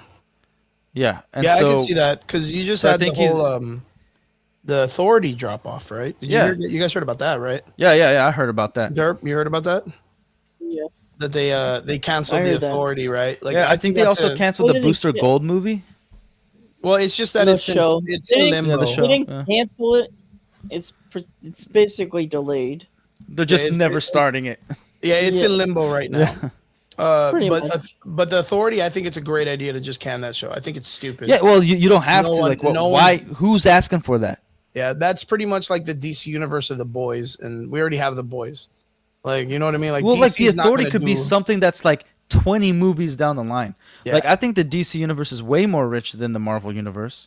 Mm-hmm. And so, like, you have all these other things that you could play with after you have a successful universe. After the DC has been, like, well established. Like, Established. okay, this is solid. We got, your... What, I don't know. I don't even know which Justice League he's going for, to be honest. I Like, is he think, going animated Justice League? Is he going... because we got Hawkgirl yeah. in the first movie, so it's like, is he going to the Justice League animated version? Because that's my favorite. Yeah. But in the comics, it's like, well, we get Cyborg and Aquaman and all these other characters, but then we saw Zack Snyder do it. So is he trying to differentiate himself? Like it's kind of weird. Like you can't really predict of how this Justice League is gonna look. Yeah. Well, I think that's too far fetched. I think that's too far out. I think the idea why they're doing this and the reason why Clayface and the Penguin are getting shows out there first like this is because, well, with Superman, or Batman, you don't really need to, yeah, he's not necessarily needed. The Rogues Gallery can be built. And if they go with the same format to kind of do like the DC Batman animated series, like the Clayface, the introduction of his character was like very like insanely well written. If you guys go back to and it's quick Batman too. Series, it's quick. Yeah, in the animated series, like all of the characters get such beautiful introductions into the universe that they're so complex, so depth in character they pretty writing. much changed them in a good way, basically. Yeah. I mean, the thing is the last time we seen this character was in two parts. Was one the Harley Quinn show. Hey, just give me a second. I'm gonna go get some water, okay? Go for it, brother. Go for it. Yeah. We have. Did you get my private though, Chris? We have, huh? Did you get my private? Let me see. Yeah. But we're, let's just cover this real quick. Yeah, we'll cover this. Yeah. Because this is your role, man. You're the DC guy. Right. So, the Clayface story was really well covered in the DC animated universe. The last several years, we saw him in Harley Quinn, right? Where they take him, and the Harley Quinn's kind of like a silly show, right? Yeah. But feminine silly show. Yeah. It's kind of a silly show. And then the other part was, of course, Creature Commando, where there was a kind of a revamp of his character. He's a little bit skinnier. He's kind of working for Amanda Waller. He has like a purpose in the DC universe, right? Yeah. So I kind of get this vibe that the show is going to have to work in this nature of making Clayface a espionage spy kind of guy. Probably. But at the same time, I think the reason why he's the flagship character is because this is a classic James Gunn move. Right. Later on down the pipeline when they're doing the Justice League movie versus the what is it, the Doom, I forgot the name of the League of Doom, right? That's what's the Lex Luthor's group, the Legion of Doom, Injustice. Yeah, when they're in that process, for some reason you're probably gonna have a villain to hero moment where Clayface could be a part kind of manually saves the day in some weird way, does something that it goes back to, oh man, he was the first movie. He was never evil. He was just misunderstood.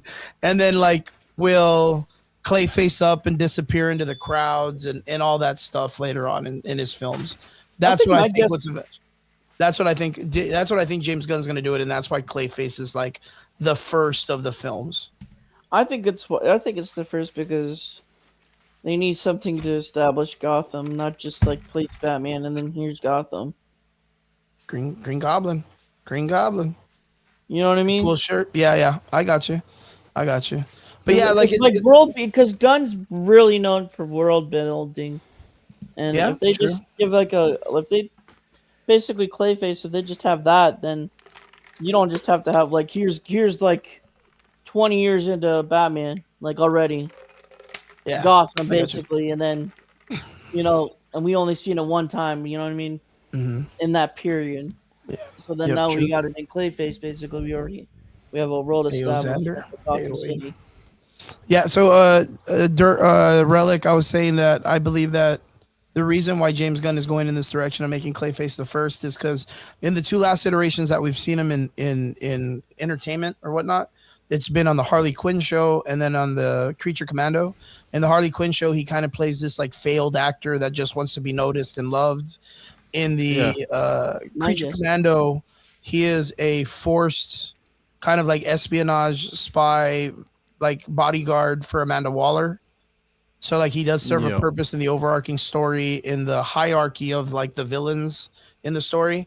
So I think with a James Gunn factor, he's probably going to have it to where he is the first film, because in the very end of everything that James Gunn plans and puts together, with the Justice League versus the Legion of Doom, like Clayface is going to be a major component as a villain to hero character, and will walk away with a smile and a fedora and a long coat, and he's going to be like tip of the hat, like I did something good. Like that's what I think, because I bet that the story, this one, is going to establish that he's like a very tragic, like misunderstood character who deals with a lot of internal like turmoil. The trailer, first of all, I wanted to give a big shout out to that trailer. That trailer did its job better than most trailers that we've gotten. It has its own identity, its own music. You get so much out of that trailer with no dialogue. That shot of him just in pain was insane. The stress in his eye. Yeah. That trailer, it made you really think about the Batman animated series. If you guys go back and watch it, there's so many scenes that's taken straight out from the animated series. I was just saying basically why it's the first movies, because the world building and establishment of Gotham City, and then you don't have to worry about just here you go, here's Batman Brave and the Bold, but here's Gotham City 20 years into the DCU. Yeah, well, like we can see it.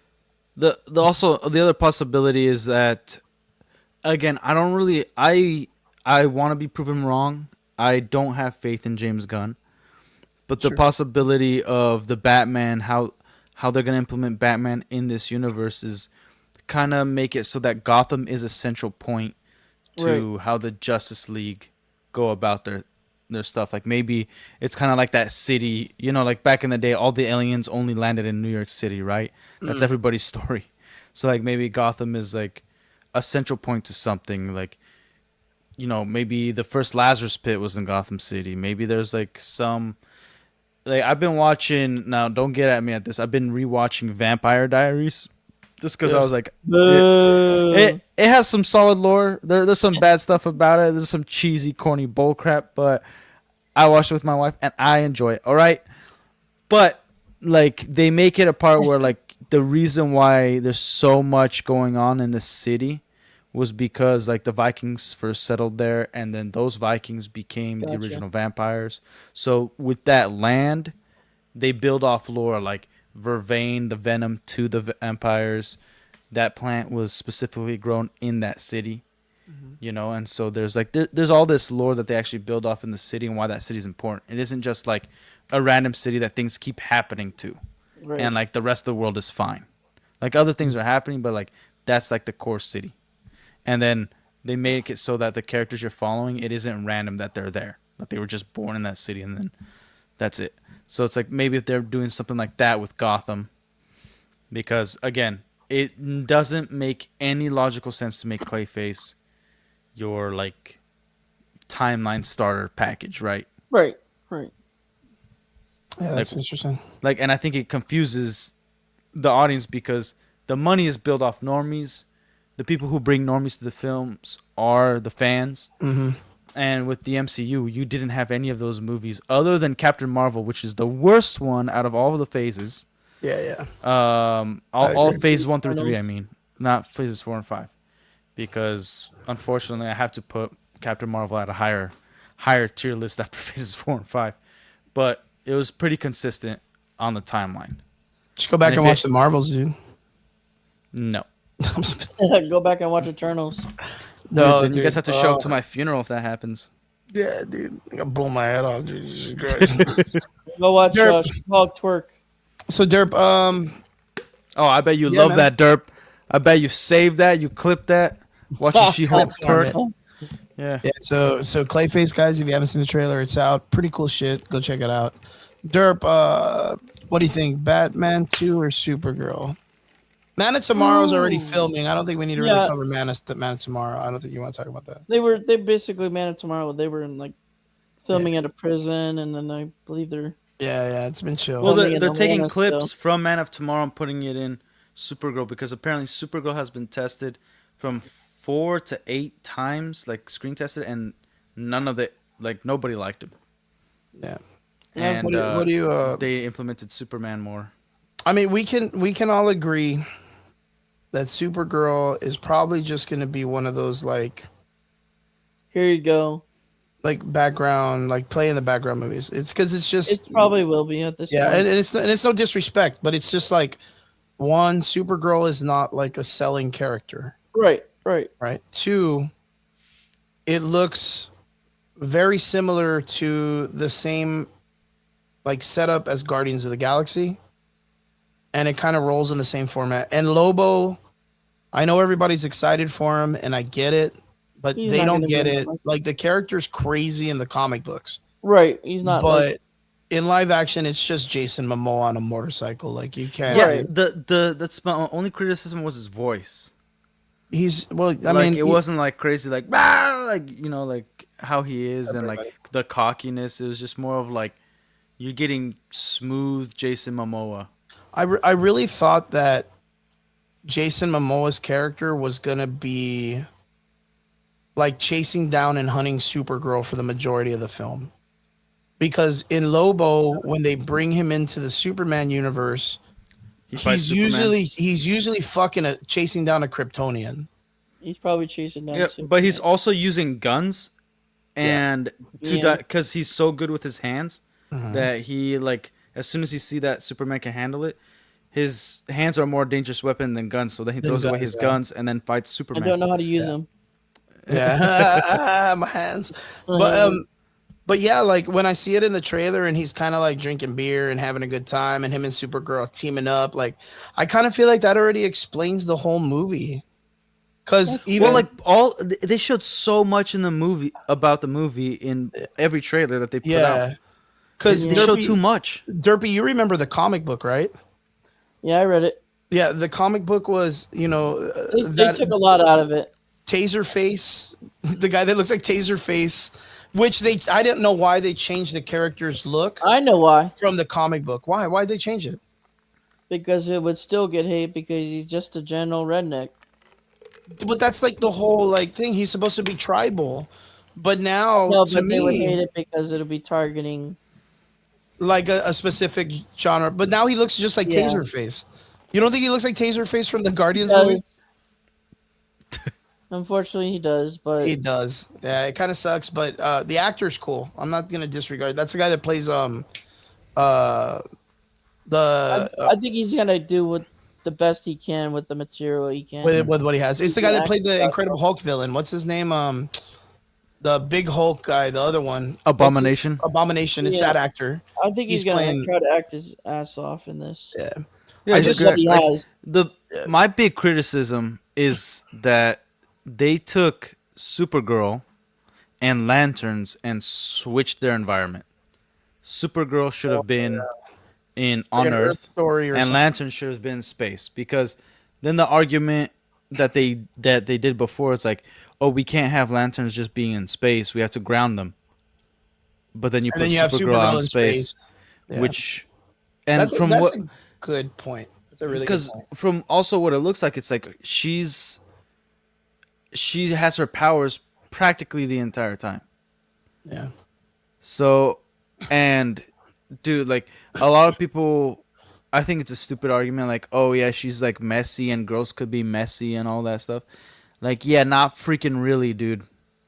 Also, Lynn. Like that's disgusting. Like she's like the way they're portraying her doesn't make anybody connect. Like it's one thing about somebody being like lost and having a tough time with whatever it is they're going through, but just being a straight up prick and disgusting and like I kind of like that. just annoying. Like, because your first introduction is just her calling Superman one of the most beloved comic book characters in existence a bitch, and that's it.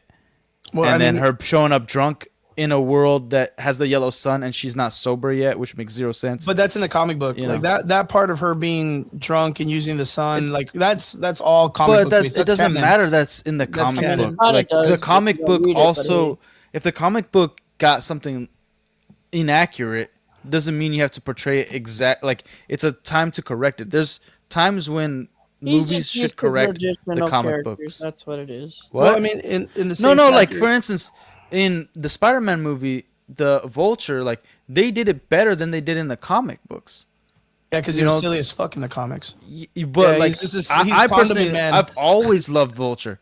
I've always loved the character. I've always thought he was wacky, but they did write him much better in Homecoming, and I don't even like that movie, but I love the Vulture in that movie, and it's not because it's Michael Keaton; it's the character himself. He understands his place, his technology. Yeah. It's awesome. In this, sorry, go ahead. No, I was gonna say like I understand that concept because like yeah, the character was just very like Saturday morning cartoon goofy in the comics. Like he's just an old man that just fucking gets some fucking bird powers and just likes to go steal shit with his feet.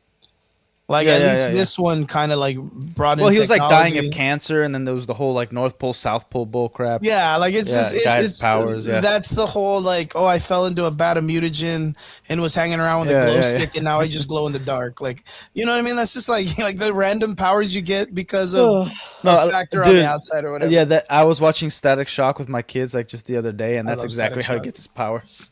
I love. And I was like, I forgot. Yeah, in the original story I like it, and the newer one I hate it. But yeah, but Derpy okay, so this character they bring her in, and they have to make her. That's what I like about what James Gunn did in Superman, is that he understands that it's about this much space between changing everyone's personalities, because everyone has to act and be different in a way. So like Guy Gardner's super easy to kind of like switch. But how do you switch him to make him an asshole with a hot girl who's like a pretty mean and strict person, and then a Mr. Terrific who is like a idiot savant, a hyper intelligent character that does like the hyper genius Elon Musk sitting on tables shit, right?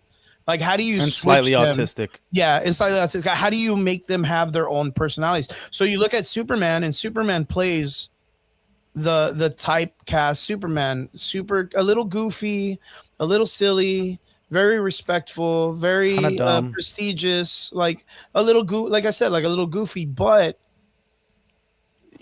nobody loves him anymore. Like nobody loves Superman anymore. But we understand that he's a legacy character. Everyone loves him because he's Superman, but they don't love him because he's the perfect character. It's hard to write Superman to lose when you know he's always going to win. Every person that I've run into is like, yeah, I love Superman. And they're like, but I hate that he's just so good. Like he's so perfect. And it's like, well, that's his whole like trope. That's why the comics were always interesting, because it was like he's the person that wants to be the least Superman. Yeah. He doesn't want to be Superman. Yeah. But he understands like the responsibility that he has. Yeah. And, but that's why I like the dynamic on how they chose to make Supergirl, where like they made her like I drive a Volkswagen Beetle, I need my Starbucks Frappuccino with a venti, like, and you need to get it done. If not, I'm gonna have a really fucking bad day. Like I like that. I kind of dig that because back in the day she was almost the exact same character as Superman, like almost the exact same written, just as a female that just didn't know what Earth was like. Yeah, I like the little course. I like that. I'm not against that. No, I'm not against that concept. I'm just saying they're taking the concept and they're doing way too much with it. Yeah. It's like if she shows up in like some sort of vehicle, like for instance, you still gotta make the world make sense. Makes sense. Like I'll like this actress is a really great casting for Supergirl. Yeah, I think so. Like I think she's pretty. I think she looks good. I think they made her suit even better than Superman's suit in this new movie. Like if you look at the trailer, like the belt and everything, it looks way better than Superman's suit. Even better than the Supergirl in the Flash film. Yeah. Remember, Supergirl was in Flash. Yeah. So so like it's like you have so many things going for you, but the thing is, it's like instead of taking this concept and adding it to this character, it's like they're taking their personal experience of some teenager they met that James Gunn and all these people had to live with, and then making her Supergirl, and that's the story that's built around it. It's like, no, this isn't the Supergirl character that even we're getting from the Superman movie. You know, because first of all, you don't want her acting that way.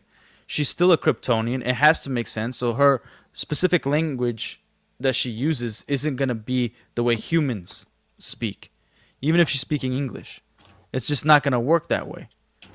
And then, like her going off world and like having an identity crisis, that's all well and fine, but you don't just deteriorate completely.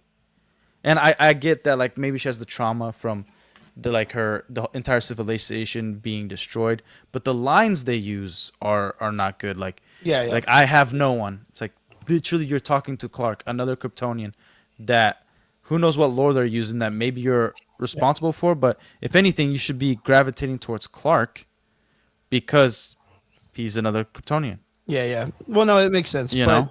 But it's the Spock situation. Like Spock loses the entire planet. He was in exile. He never really felt that he was connected to the fucking guys with the ears. But when they destroyed the entire planet, he was like, it's hard to understand when they eradicate an entire extinction, and you're like the only three left, right? So I get the turmoil. Right. But Derpy, I wanted to ask you too before, because I really want to get your mindset on this, because to me, you're the target audience for these guys, and I know you're going to enjoy it because you're a DC guy. You're going to love it, and to see it come up, and I know that Relic, myself, Brian, Trigger, we all believe the same thing. Like, we don't want DC to fail.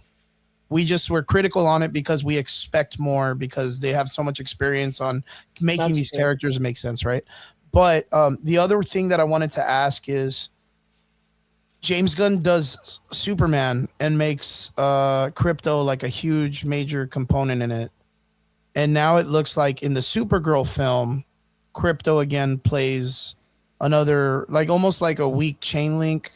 And like he gets hurt and then the whole story revolves around it almost. It looks like in the trailer. Might not. Motivation, yeah. Yeah. And we understand that James Gunn's, that's his real dog.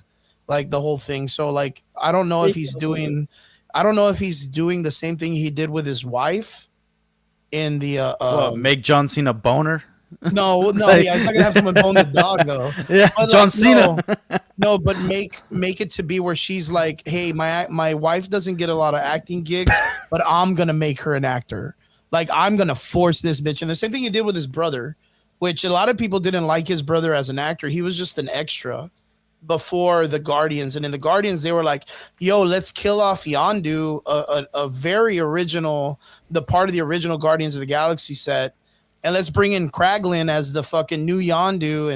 And it didn't really make sense to me, but I understood as like, if I was gonna make a movie, like I'm gonna cast fucking Derpy as the fucking Arnold Schwarzenegger character, and I'm gonna choose fucking Relic to be my guy on the computer that gives me all my information in my movies, because I want my friends to be up. So like I feel like he's doing the same thing but for his dog, right? But digressing from that, how do you feel? How are you excited, and why are you excited for the Supergirl film coming up? I think it has to deal with that I've read the source material. I don't know if Relic's read the source material, or you read the source material, or Chris. Yeah, when you told me about it, I did. And it's rough in the beginning, for certain people, but overall, from pure like creativity, it's actually the art style and the writing is somewhat pretty good. Yeah, I think it's good. But it does fall off by the end. I'll say that it does fall off by the end, but because the ending's not that very good. But overall, like creativity, creates plot wise, it was a pretty good story. And well, it is a flagship. But they borrowed from it, and basically, some of it, not fully, and that's what kind of makes me nervous. Okay. Because they definitely put new things that aren't from the source material that together. Yeah. But I think it's definitely getting the movie in general is definitely getting pre-hate, which I don't like at all. Yeah, those things are gonna happen either way. All movies are getting that nowadays, dude. All movies. But the thing is, people aren't hating on it because they automatically think it's gonna fail. The script is bad. They're saying from what we see and what James Gunn has done in the past, I predict this. Yeah. Like nobody's like just saying like I haven't watched the trailer, I know it's trash. It's like no, because I watched this trailer. This is what I felt from it, and this is why I don't like it. Yeah. And that's fair. And again, I've seen the same people criticize something, and then we want to eat crow. We want to be proven wrong. Yeah. Like if the Supergirl movie truly is good, I'll definitely be the first to be like, yeah, it's freaking awesome. Everything I said, it's fine.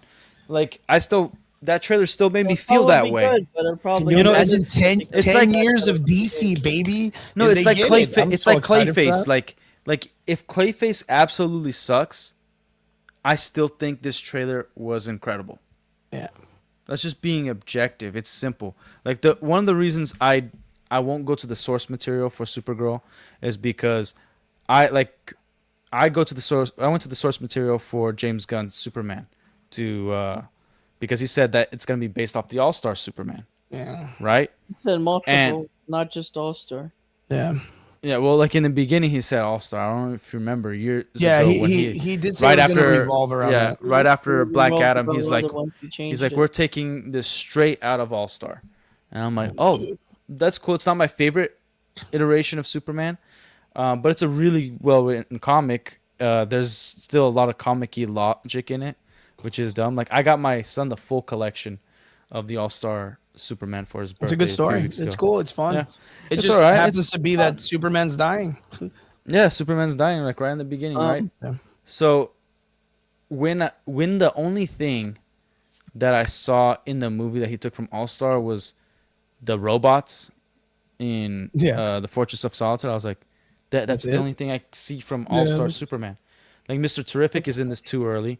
Guy Gardner is way too early in this. Yeah. Hawkgirl has no presence. She's a nothing character. There's kaijus. We already got Lex cloning. He hasn't even been to prison yet. Like we got Ultraman. We got there's so many things happening. That's like this isn't just taking. There's a lot going on. Yeah, this it wasn't just taking 1, 2, 3 comics. Like he went through so many comics. Just be like, I like this page. Cool, we're putting that in there. I like this. We're putting that in there, and it just made it completely incoherent. Yeah. And now Supergirl, that's what I expect. I really think though, but I really think that they are taking, like Derpy makes a really good point. Like Derpy says the Supergirl comic book that they're following, it's okay. Like it's not the greatest of like comic books, right? Like we can agree to that. But that is like probably one of the top Supergirl stories. Yes. So like that's it. That's the reason why they have to pull from it is because like that's her flagship comic book arc that people know her for. Right. Even though like the story isn't like super crazy and it's not complex, it's very much like man bad, girl strong, go save girl. Like it's very, very simple and it's tribal because of the people. Like it's just one of those things like that's all they have to build off of for Supergirl. Right. Like, there's no really other big story. I get that, but that's from comics, and those comics didn't sell well. Like, but for this, they're for build Supergirl, off they did. Of like the normies. Yeah. Like what people know Supergirl from is the animated series. Yeah. Justice League. That's what too they simple. know from is the movies. That's too simple.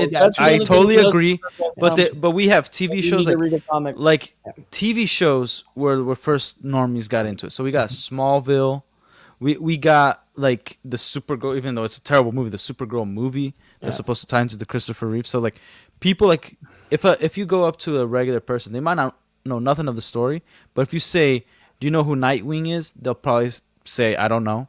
But if you say, "Do you know who Supergirl is?" Like, yeah, I'll know who Supergirl is. She's like Superman's sister or cousin or something. But that's the thing. That's all they know. But that's the thing is they all know. The only other thing that they're going to know from that is this story that Derpy brought up that it's connected to, and if not, then the animated film where Darkseid takes her and makes her one of the women of Darkseid. But they're not going to do that because that's like subjugating women. You know what I mean? They're not going to do that. Yeah, because it's actually a decent story and they don't want to do anything But again, that was a great story because they really gave Supergirl her own identity, which is they never did in the film, but they did in the story that Derpy is talking about.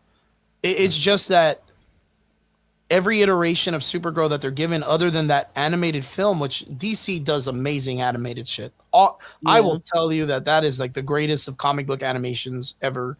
Is anything DC does animated, right? But the story itself of the Woman of Tomorrow or Supergirl, Girl of Tomorrow, whatever, it's a very like basic template hero journey story, and it looks like that's kind of what they're doing, other than adding Lobo because Jason Momoa has star power, right? Yeah. Star power, right? And then later on they'll bring him in. He'll be the guy that flies in to help the Justice League punch Darkseid in the face in space, and you know what I mean. Like that's what James Gunn does well, is bringing these people back in later. It's like the Star Fox reference in the he did well. World. I don't think he's doing it well. But that's just joke. Yeah, do a barrel roll. But that's just shtick, right? That's the shtick. So, but just to answer the DV crew little riddle. Well, hold on. I want to help because Derpy's already. He needs to head out. You need to head out, Derp? Yeah, I'm gonna head out. It's almost Derpy. I appreciate you, bro. Thank you so much, man. We'll let you get some. Appreciate it. Appreciate it, bro. Congratulations on all your stuff and happy Twitch anniversary. Happy Twitch anniversary, dude. Happy Twitch anniversary, dude. You're just gonna fucking Twitch in your channel. They're just gonna have a seizure. Twitch anniversary, dude. Yep. That's a happy Twitch anniversary, bro. And you just acted like a Marvel fan right there. Typical Marvel fan. Someone said. All right. I'll see you, brother. See you, fellas. See you, Derp. Yeah. And the DV crew, do you see that riddle? The way I gotta go back. Hold on. Let me pull this down real quick. Okay. Comments. The riddle. Here is the riddle. If you're walking down south but going uphill in elevation, are you going down or up? Yeah. Since we're on a sphere, you're going up. So going down south isn't going down. It isn't going up either, and it isn't going side. Oh, you're talking space stuff. You're going direction, but if you're going up a hill, you're going up in elevation. So well, technically, if you want to get complicated, we are because on a sphere. When you go south, it's somebody's new north, and when you go north, it's somebody's new south. Mm-hmm. But we are. So you're technically always north and south. And in space, there is no direction. So technically, there is no up or down in space. How about you suck me sideways? Fool? Yeah, did I know that direction?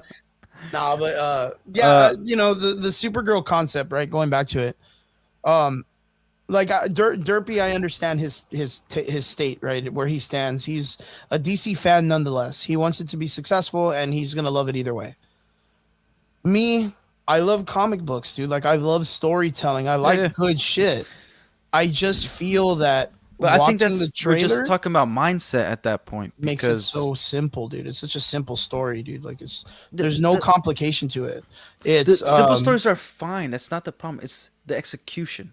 Like I'm gonna tell you how this goes. Watch. Yeah. Supergirl is isolating herself to deal with her depression. She finds a place in space that James Gunn, the director, establishes that there are, and you know what it's probably going to be? It's going to probably be a Detective Monkey's bar. Good Detective Lord, Chimps. Yeah, I know what you're talking about. It's probably going to be that bar in space. Like, and if that happens, like, that's like deep cuts, dude. Like in the DC universe, yeah, like which is cool as fuck, but it's bad at the same time. Like I'm for it. I'm for it if they do that, because then you get some kind of DC reference. You get some backstory. Callbacks and showing the fans that like, hey, look, you remember this, like, and it still makes sense to the story. That's awesome. That's great. You know, it's kind of like they did that for the normies. Like, hey, look, Lou Ferrigno's in the Hulk movie. Yeah, or guess who he was. Here's like, what if? Here's the Watcher. Once a deep cut that nobody really notices is on No Way Home when like Ned and that version of MJ Zendaya, like they have their mind erased and he's going in. The guy who's waiting there, that's the original live action Spider-Man. From like the original TV show from back in like the 70s or like whatever. The fucking 70s, like no. Yeah, but that's like show. I know. But that was like Shazam with the fucking Billy Batson guy that was like 900 years old standing in the street. Like, oh my goodness. No. I get that, but it's like a nice callback to be like, hey, look, like we did some things for people who are even fans of this. Well, I'm gonna raise that and say it was nothing crazy. It was done way better by the CW when they did the crazy fucking Flash crossover, the Flash crossover, and they brought in the original Dick Grayson from the original Adam West series. Yeah. That was, and then they brought in the fucking the original the Flash actor. Oh well, no, of the original Flash show was the dad. Yeah, but even and then even they made crazier than that was the Eckhart, not Eckhart, but the other detective from the Batman movie in the original Tim Burton movie, the one that's with Vicky Vale, the cop or the reporter guy. He's in the city also. Like those callbacks make more sense because they were like established characters and actors in the film.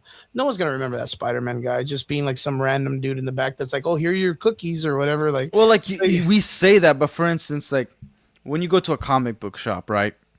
Like there's different types of characters you meet. And one of those characters you're going to meet is the lore master. That makes you feel like you're not even a fan when you talk to that person. Yeah, I got him. They're like super autistic on the guy one that knows the book. nose. yeah. Like he knows like what time the writer was taking a dump when he wrote this. Like I got you. Like the guy that knows everything. So like those people, even though they're like kind of nutty, they contributed so much to the comic industry just by their purchases and like how they like talk to people and all that stuff, that like maybe those guys, like they wanted to give a call back to those guys. Like everybody that they give a call back to usually deserves that kind of respect. Like, hey, look, like who like in a movie where you got Tobey Maguire Spider-Man, Andrew Garfield, and Tom Holland, 3 different eras. Let's put one that's in an era that maybe the grandfather or the dad is taking their family to watch this movie because it's connecting to all their eras. And then they're like, hey, I know that actor. That was the original Spider-Man. Because that's how big of a Spider-Man fan I am. That at my time, we got comics and we got this little crappy show. True. You know I get it. Stuff like that. That's what we had. Yeah, that's what we had. I get it. And to going back to the Supergirl stuff, the big issue is like how it's all being portrayed. It's not that she can't go through something. It's not that she can't have problems. You know? It's the way she's going about it, the way they're portraying her. Like, dude, all I could think about was how much she probably stinks. Because, like, she ain't showering. Like, dude, she's got piss on her floor from her dog. There is beer bottles everywhere. I'm like, this chick has got to be stinky, dude. Yeah, but that's like, just portraying the character as what it is that she's doing. Like, well, like, no, like one night. Well, I mean, do they have a shower like Spaceballs where they just pull it out of a beer can and they crack the can and you have a shower? Like, you know, there's so many ways that you can kind of trope showers and sci-fi and totally. Like, but like when you're putting out a trailer, you want to put out like the scenes that are gonna make the audience ask the most questions to entice them to get to this movie. Yeah, you like. It's supposed to get people who are like, man, this movie's probably gonna suck. Yeah, and then when that person watches it, they're like, actually, this might be pretty good. Yeah. Like, I know James Gunn is behind it. I know these directors are behind it. But everything I'm seeing looks like it's gonna be great. It's kind of like one of the best ways to look at it is like Ridley Scott. Okay. Ridley Scott has produced and directed some incredible films, and he's also produced and directed some hot garbage. Yeah. You know, Zack Snyder, he's also another good example. He did The Watchmen, he did 300, but then he also did Sucker Punch. He V for Vendetta. But then he also did Sucker Punch. Sucker Punch was okay. Yeah, it's because you're retarded. I thought it was all right. I think the visuals were really cool. Like other than that, I don't think the story was great. Yeah, but then he, I like what he did visually, and I think that's the only reason. Yeah, Man of Steel was kind of iffy. Yeah. It's crazy because I have so many people in my life that are into like the same stuff that I do, and they will die on that pit and be like, Man of Steel was amazing, and I'm like, why? Like, what do you mean? Like, they don't even give us like a proper Superman. Look, it's because of emotional connection. Okay? Yeah, I get it. It's some people can't, it's just because it's Superman. Can't separate it. They're like, I love Superman. I think think Henry Cavill's the best looking Superman. Yeah, you know, or it goes with anything. It's like it's if the company says it's gold, then it's gold. In my opinion, that's that's like kind of like Derpy in the way that he feels like the Superman movie is, and the Clayface. Like, I think Clayface is stupid. Like I know the trailer looks cool, but like it doesn't, unless they're going to approach it the way they did the Penguin, which was a great series that brought you a lot of emotion. But then that means all the other stuff surrounding these characters has to follow the same format. So that means Matt Reeves has to be the director of the Batman in this new universe. So for them to be like, yo, Clayface is this, but them to be like, nah, Matt Reeves is what Batman, he's not the Batman. Because the Batman movie was shit. Yeah. Like it wasn't good. It's crazy to understand that there's like two separate films in that movie. Yeah, the Robert Pattinson Batman was overshadowed by the Penguin, like over fucking shadowed by the by Penguin. like a mile too. Yeah. Like people talk more about the Penguin than the Batman movie. You would think it was opposite. You would think that care would have been. It should be opposite. Film. It should be. And then we're gonna get a Clayface movie, and in this entire talks, James Gunn is like, nah, like what is it? Robert Patterson's Batman's really not the type of Batman we're going for. Like, he's not really the dude we're probably looking at. It's probably not going to be him. Mm-hmm. And it's like, well, why are you still using Matt Reeves as the dude that's making and producing these things? Like, why would you want him there if you don't want his skill? And Clayface follows a tragic story which does not follow anything of James Gunn's format. When was the last time you ever saw James Gunn do a serious role, like a serious directing role, like something that he's which one? It's Scooby-Doo. Scooby-Doo.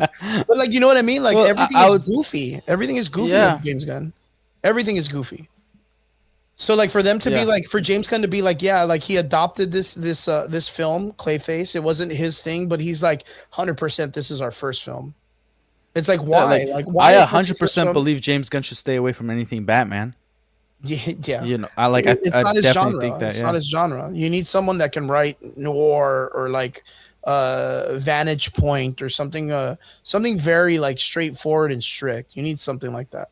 Yeah. That can make complexity. Well, like it's first off, like it's okay to be a fan of something.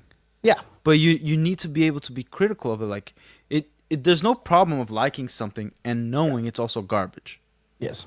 Like this sucks. Like for instance, Man of Steel. Love Henry Cavill as Superman. Mm-hmm. I think he has a great look. I think, and it's not just like the superficial stuff like, oh, he doesn't smile that much in the movie, and it's the color grading, even though I think the color grading should be much better.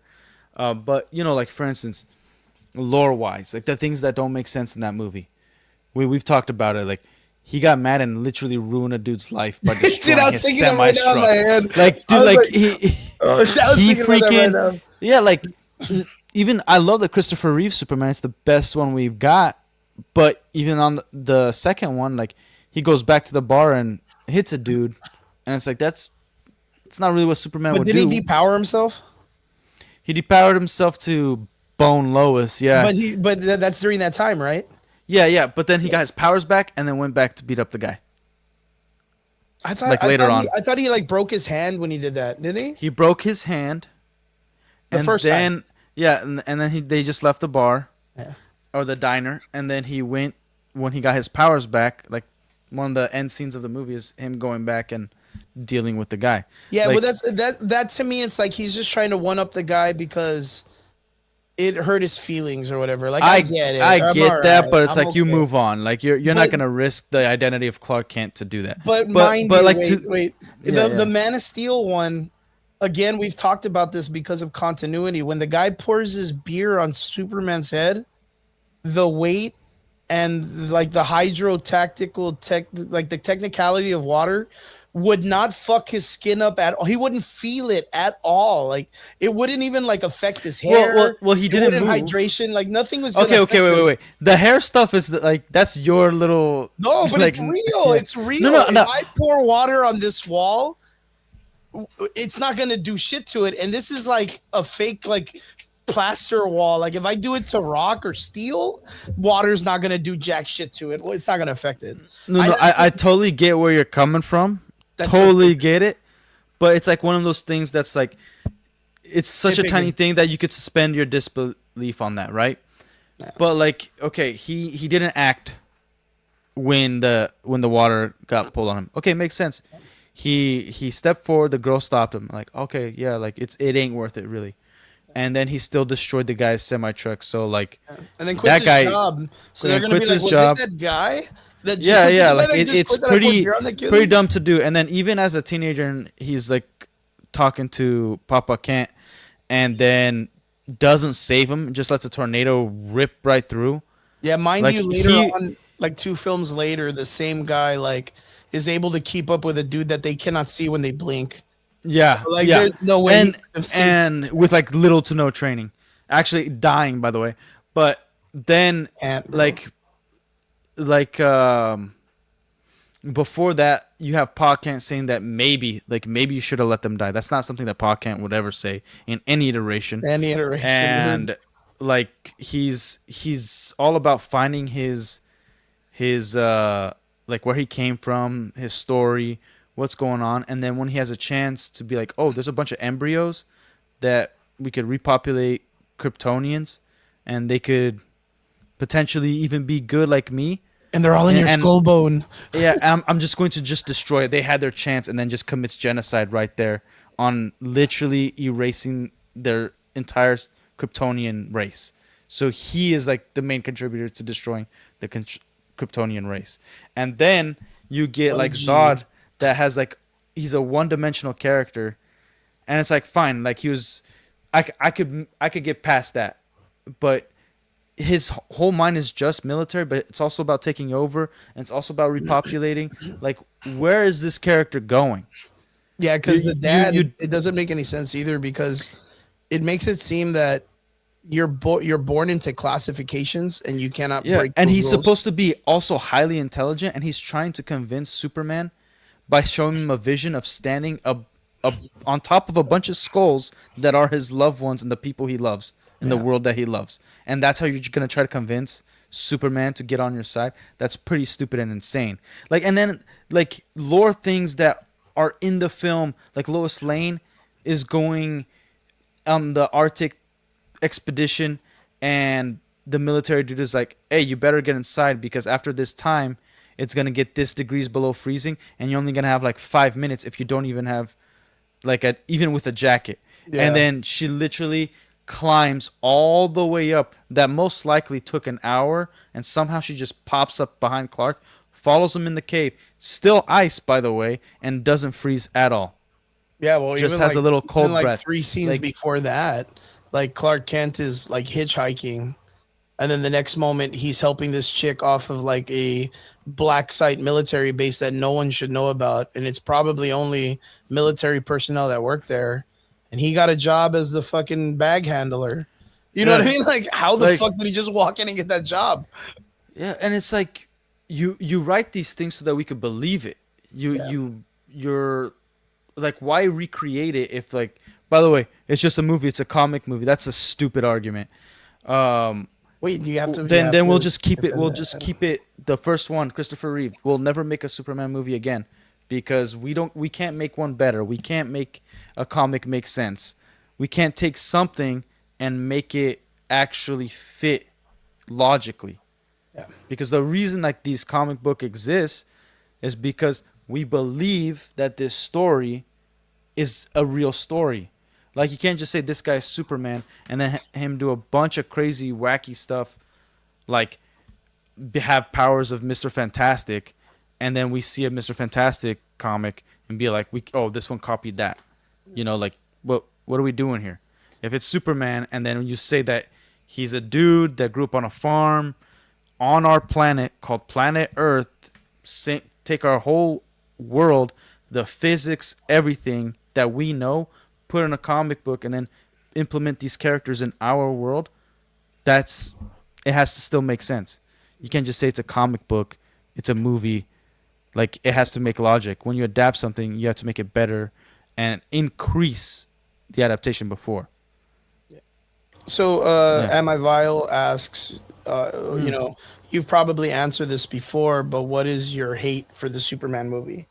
And then For the Man of Steel? it's like our arguments are stupid, which is understandable. But mine, it's pretty much cut and dry. One, you have a Superman who is way more emotional and darker that It doesn't really make sense for him to be in that nature because he chose to put himself in those actions. So him being alone and isolated and being that he's not cared for or whatever, his mother character is still there and treats him super well. The father character died because the way they wrote the father was very inconsistent to the way he supported Clark and his ability to change the world through his actions to be a Superman and be a hope and a beacon of light. They wrote the Man of Steel without him being a beacon of hope. The only hope that Superman has is when Lois is established. No, is when Lois is established. That's the only reason why he has hope. Without Lois, he just becomes a piece of shit dude. Like in every iteration, no matter what, the moment they remove Lois, he, fucking fist fights Batman, even though knowing it's a fucking trick or whatever. There's a bunch of stupid shit that's going on when they do that. Yeah, you see, like even in Factor, Amivial says, I didn't even like the father's deaths. Yeah, because later on, you end up finding out that he is able to keep up with the Flash.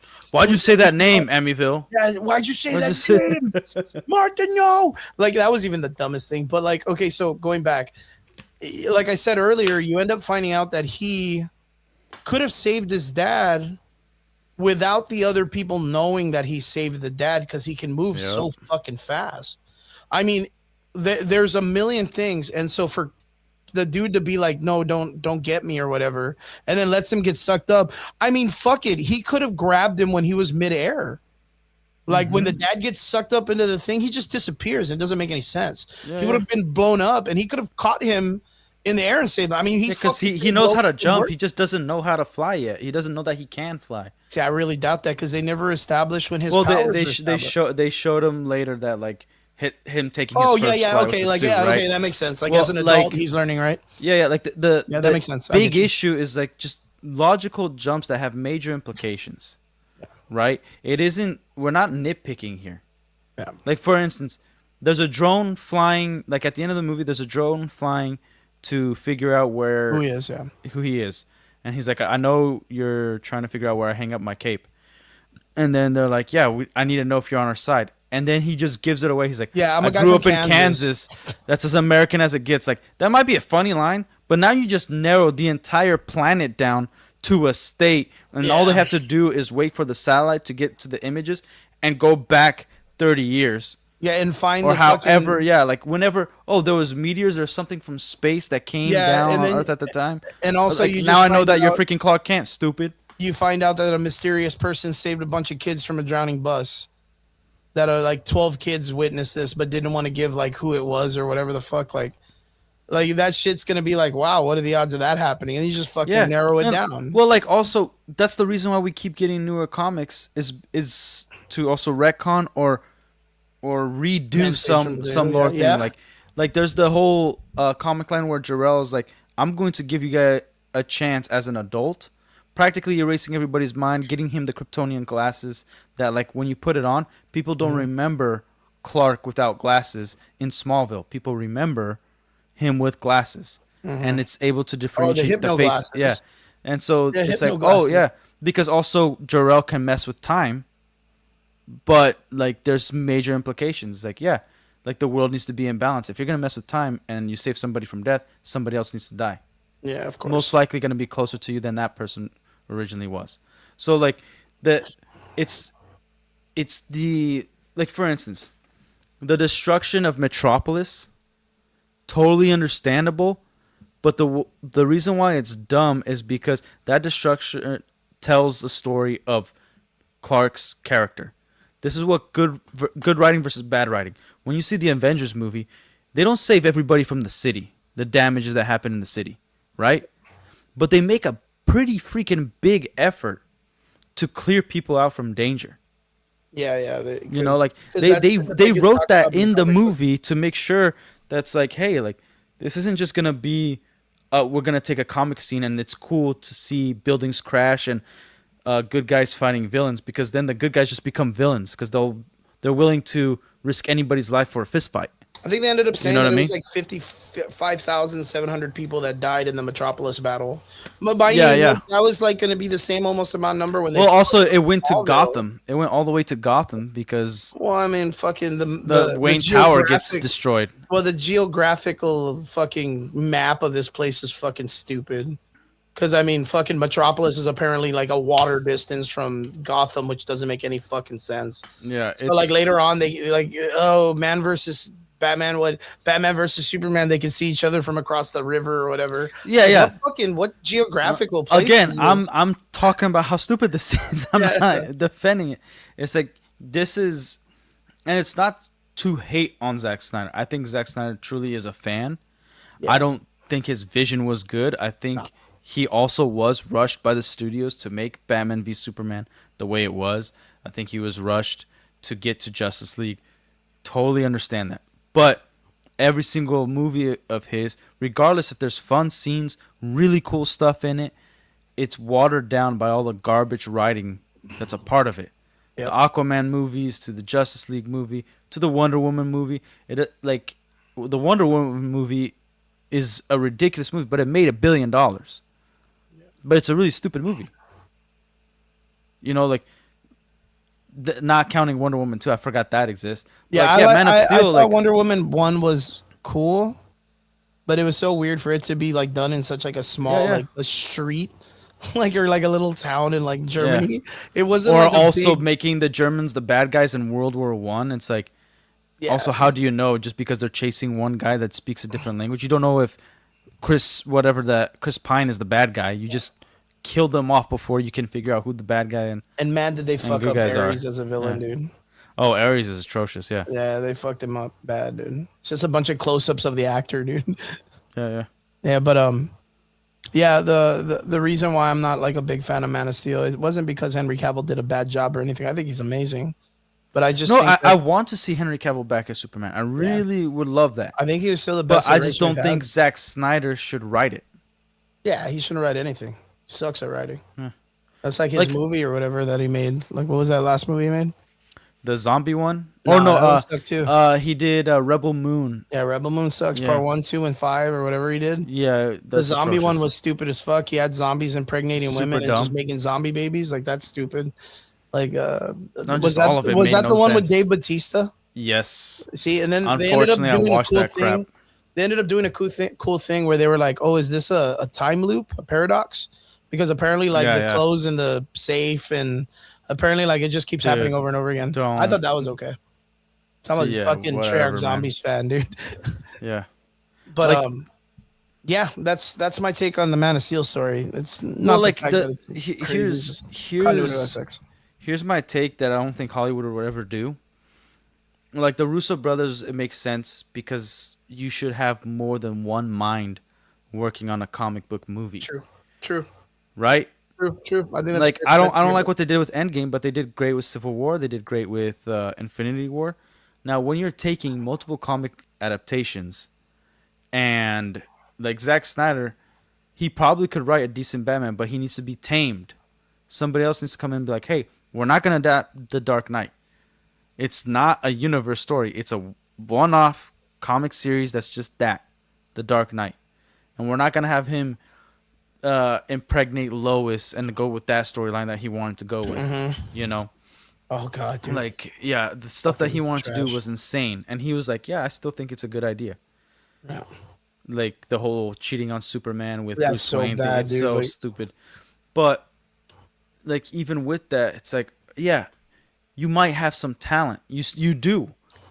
Like he did The Watchmen. It was a great comic book. He didn't write freaking it, though. movie. Yeah, but he directed it. Yeah, but he didn't So like write he it. It's the writing part. So that's like okay, get some people to direct. Like the Green Lantern show, I think it's gonna suck because they have two of the worst writers ever, Tom King and the dude that did the Watchmen series. Yeah. Forgot his name. So it's most likely gonna suck, but at least it's a team. You know. Yeah, two So- people bouncing ideas off of each other. Yeah, which also makes the failure even worse because that means like you both fought back on different ideas and you guys both came up with this and it it's might have bad. been worse. And it's There was bad, some stuff you that know? just happened with the Green Lantern stuff, right? They just took it I- back and I haven't heard anything. They took it off the coming soon shit. Like it's kind of been Really? removed. Yeah.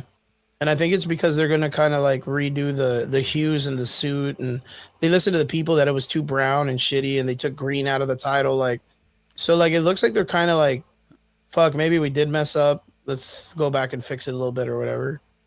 But we'll Yeah. see what happens. But Like yeah, I hope like again, I hope all of it's good.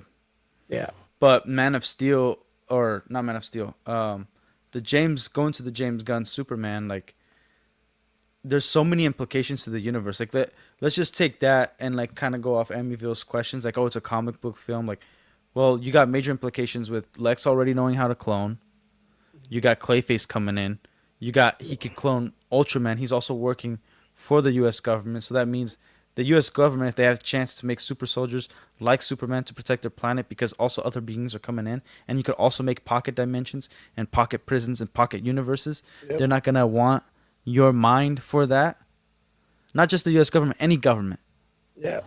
So I then, think like, that's gonna be like the impression of the negative well, verse or whatever they well, have. like the implications of having Lex Phantom that Zone. powerful and that intelligent, like you can't make like he made so many stupid decisions in the Superman movie Superman that it movie. doesn't make sense to his character.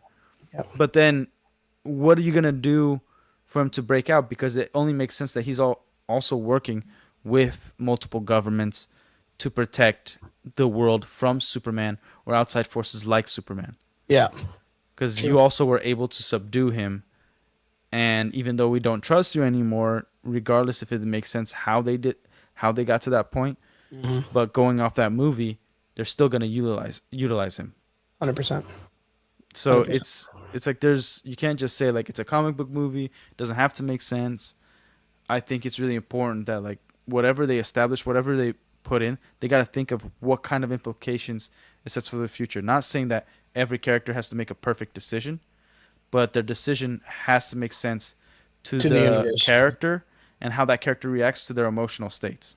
Yeah, Like 100%. if we have a person die in our life, you're gonna react differently than how I'm gonna react because of our Yeah. personalities, right? Mhm.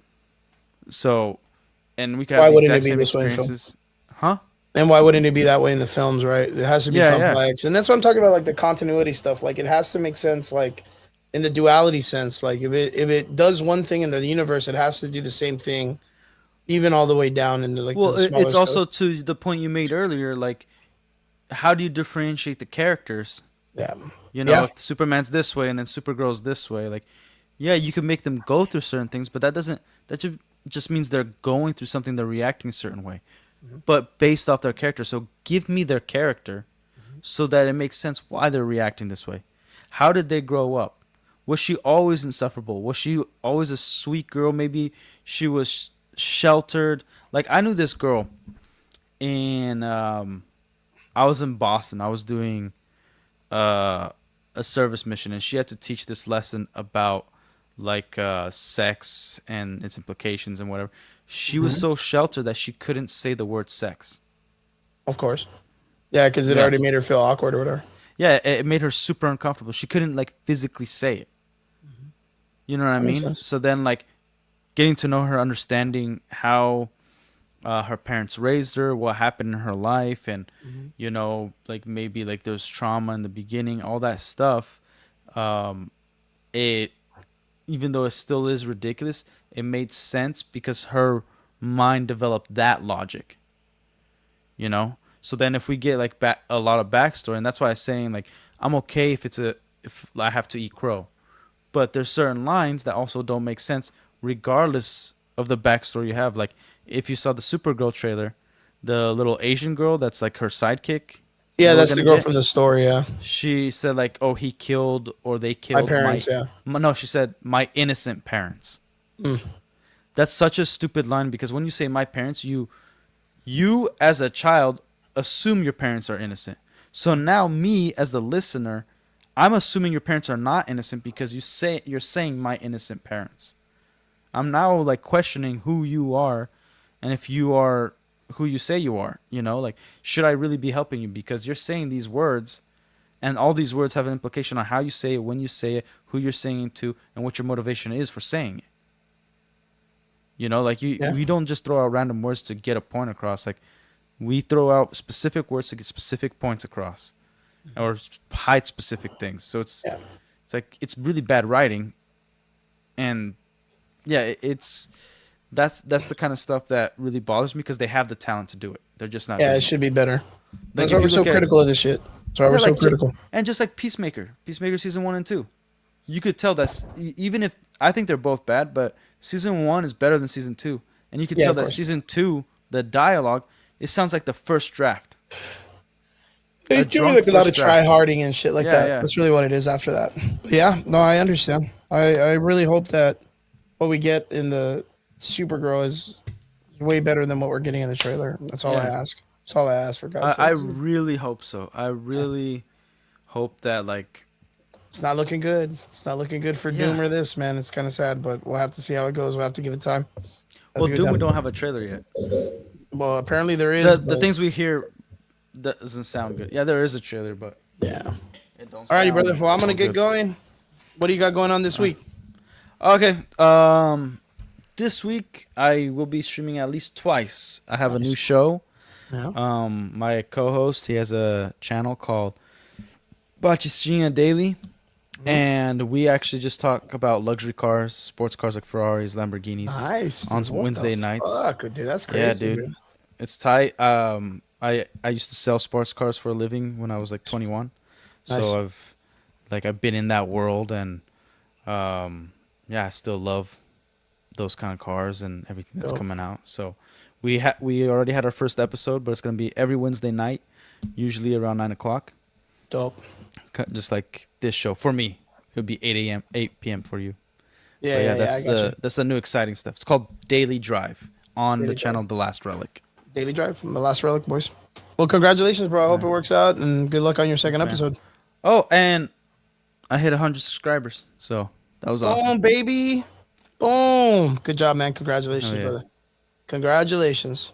Well, I'm going to start heading out. I don't got much this week except training. I get to take the morning classes off because I'm going to get ready to do kids MMA summer camp next month. So I get to do that in the afternoon, and we're going to be doing that from 10 to 3, and then continuing on to the rest of the day. So I'm going to do like an extra 2 hours or extra hour. Yeah. So I'm just taking a month off in the afternoon class so I can get kind of like myself situated. But well, I hope your fucking streams do good. Derpy, if you're out there, I know you're probably asleep in La La Land already, you crazy little fucker.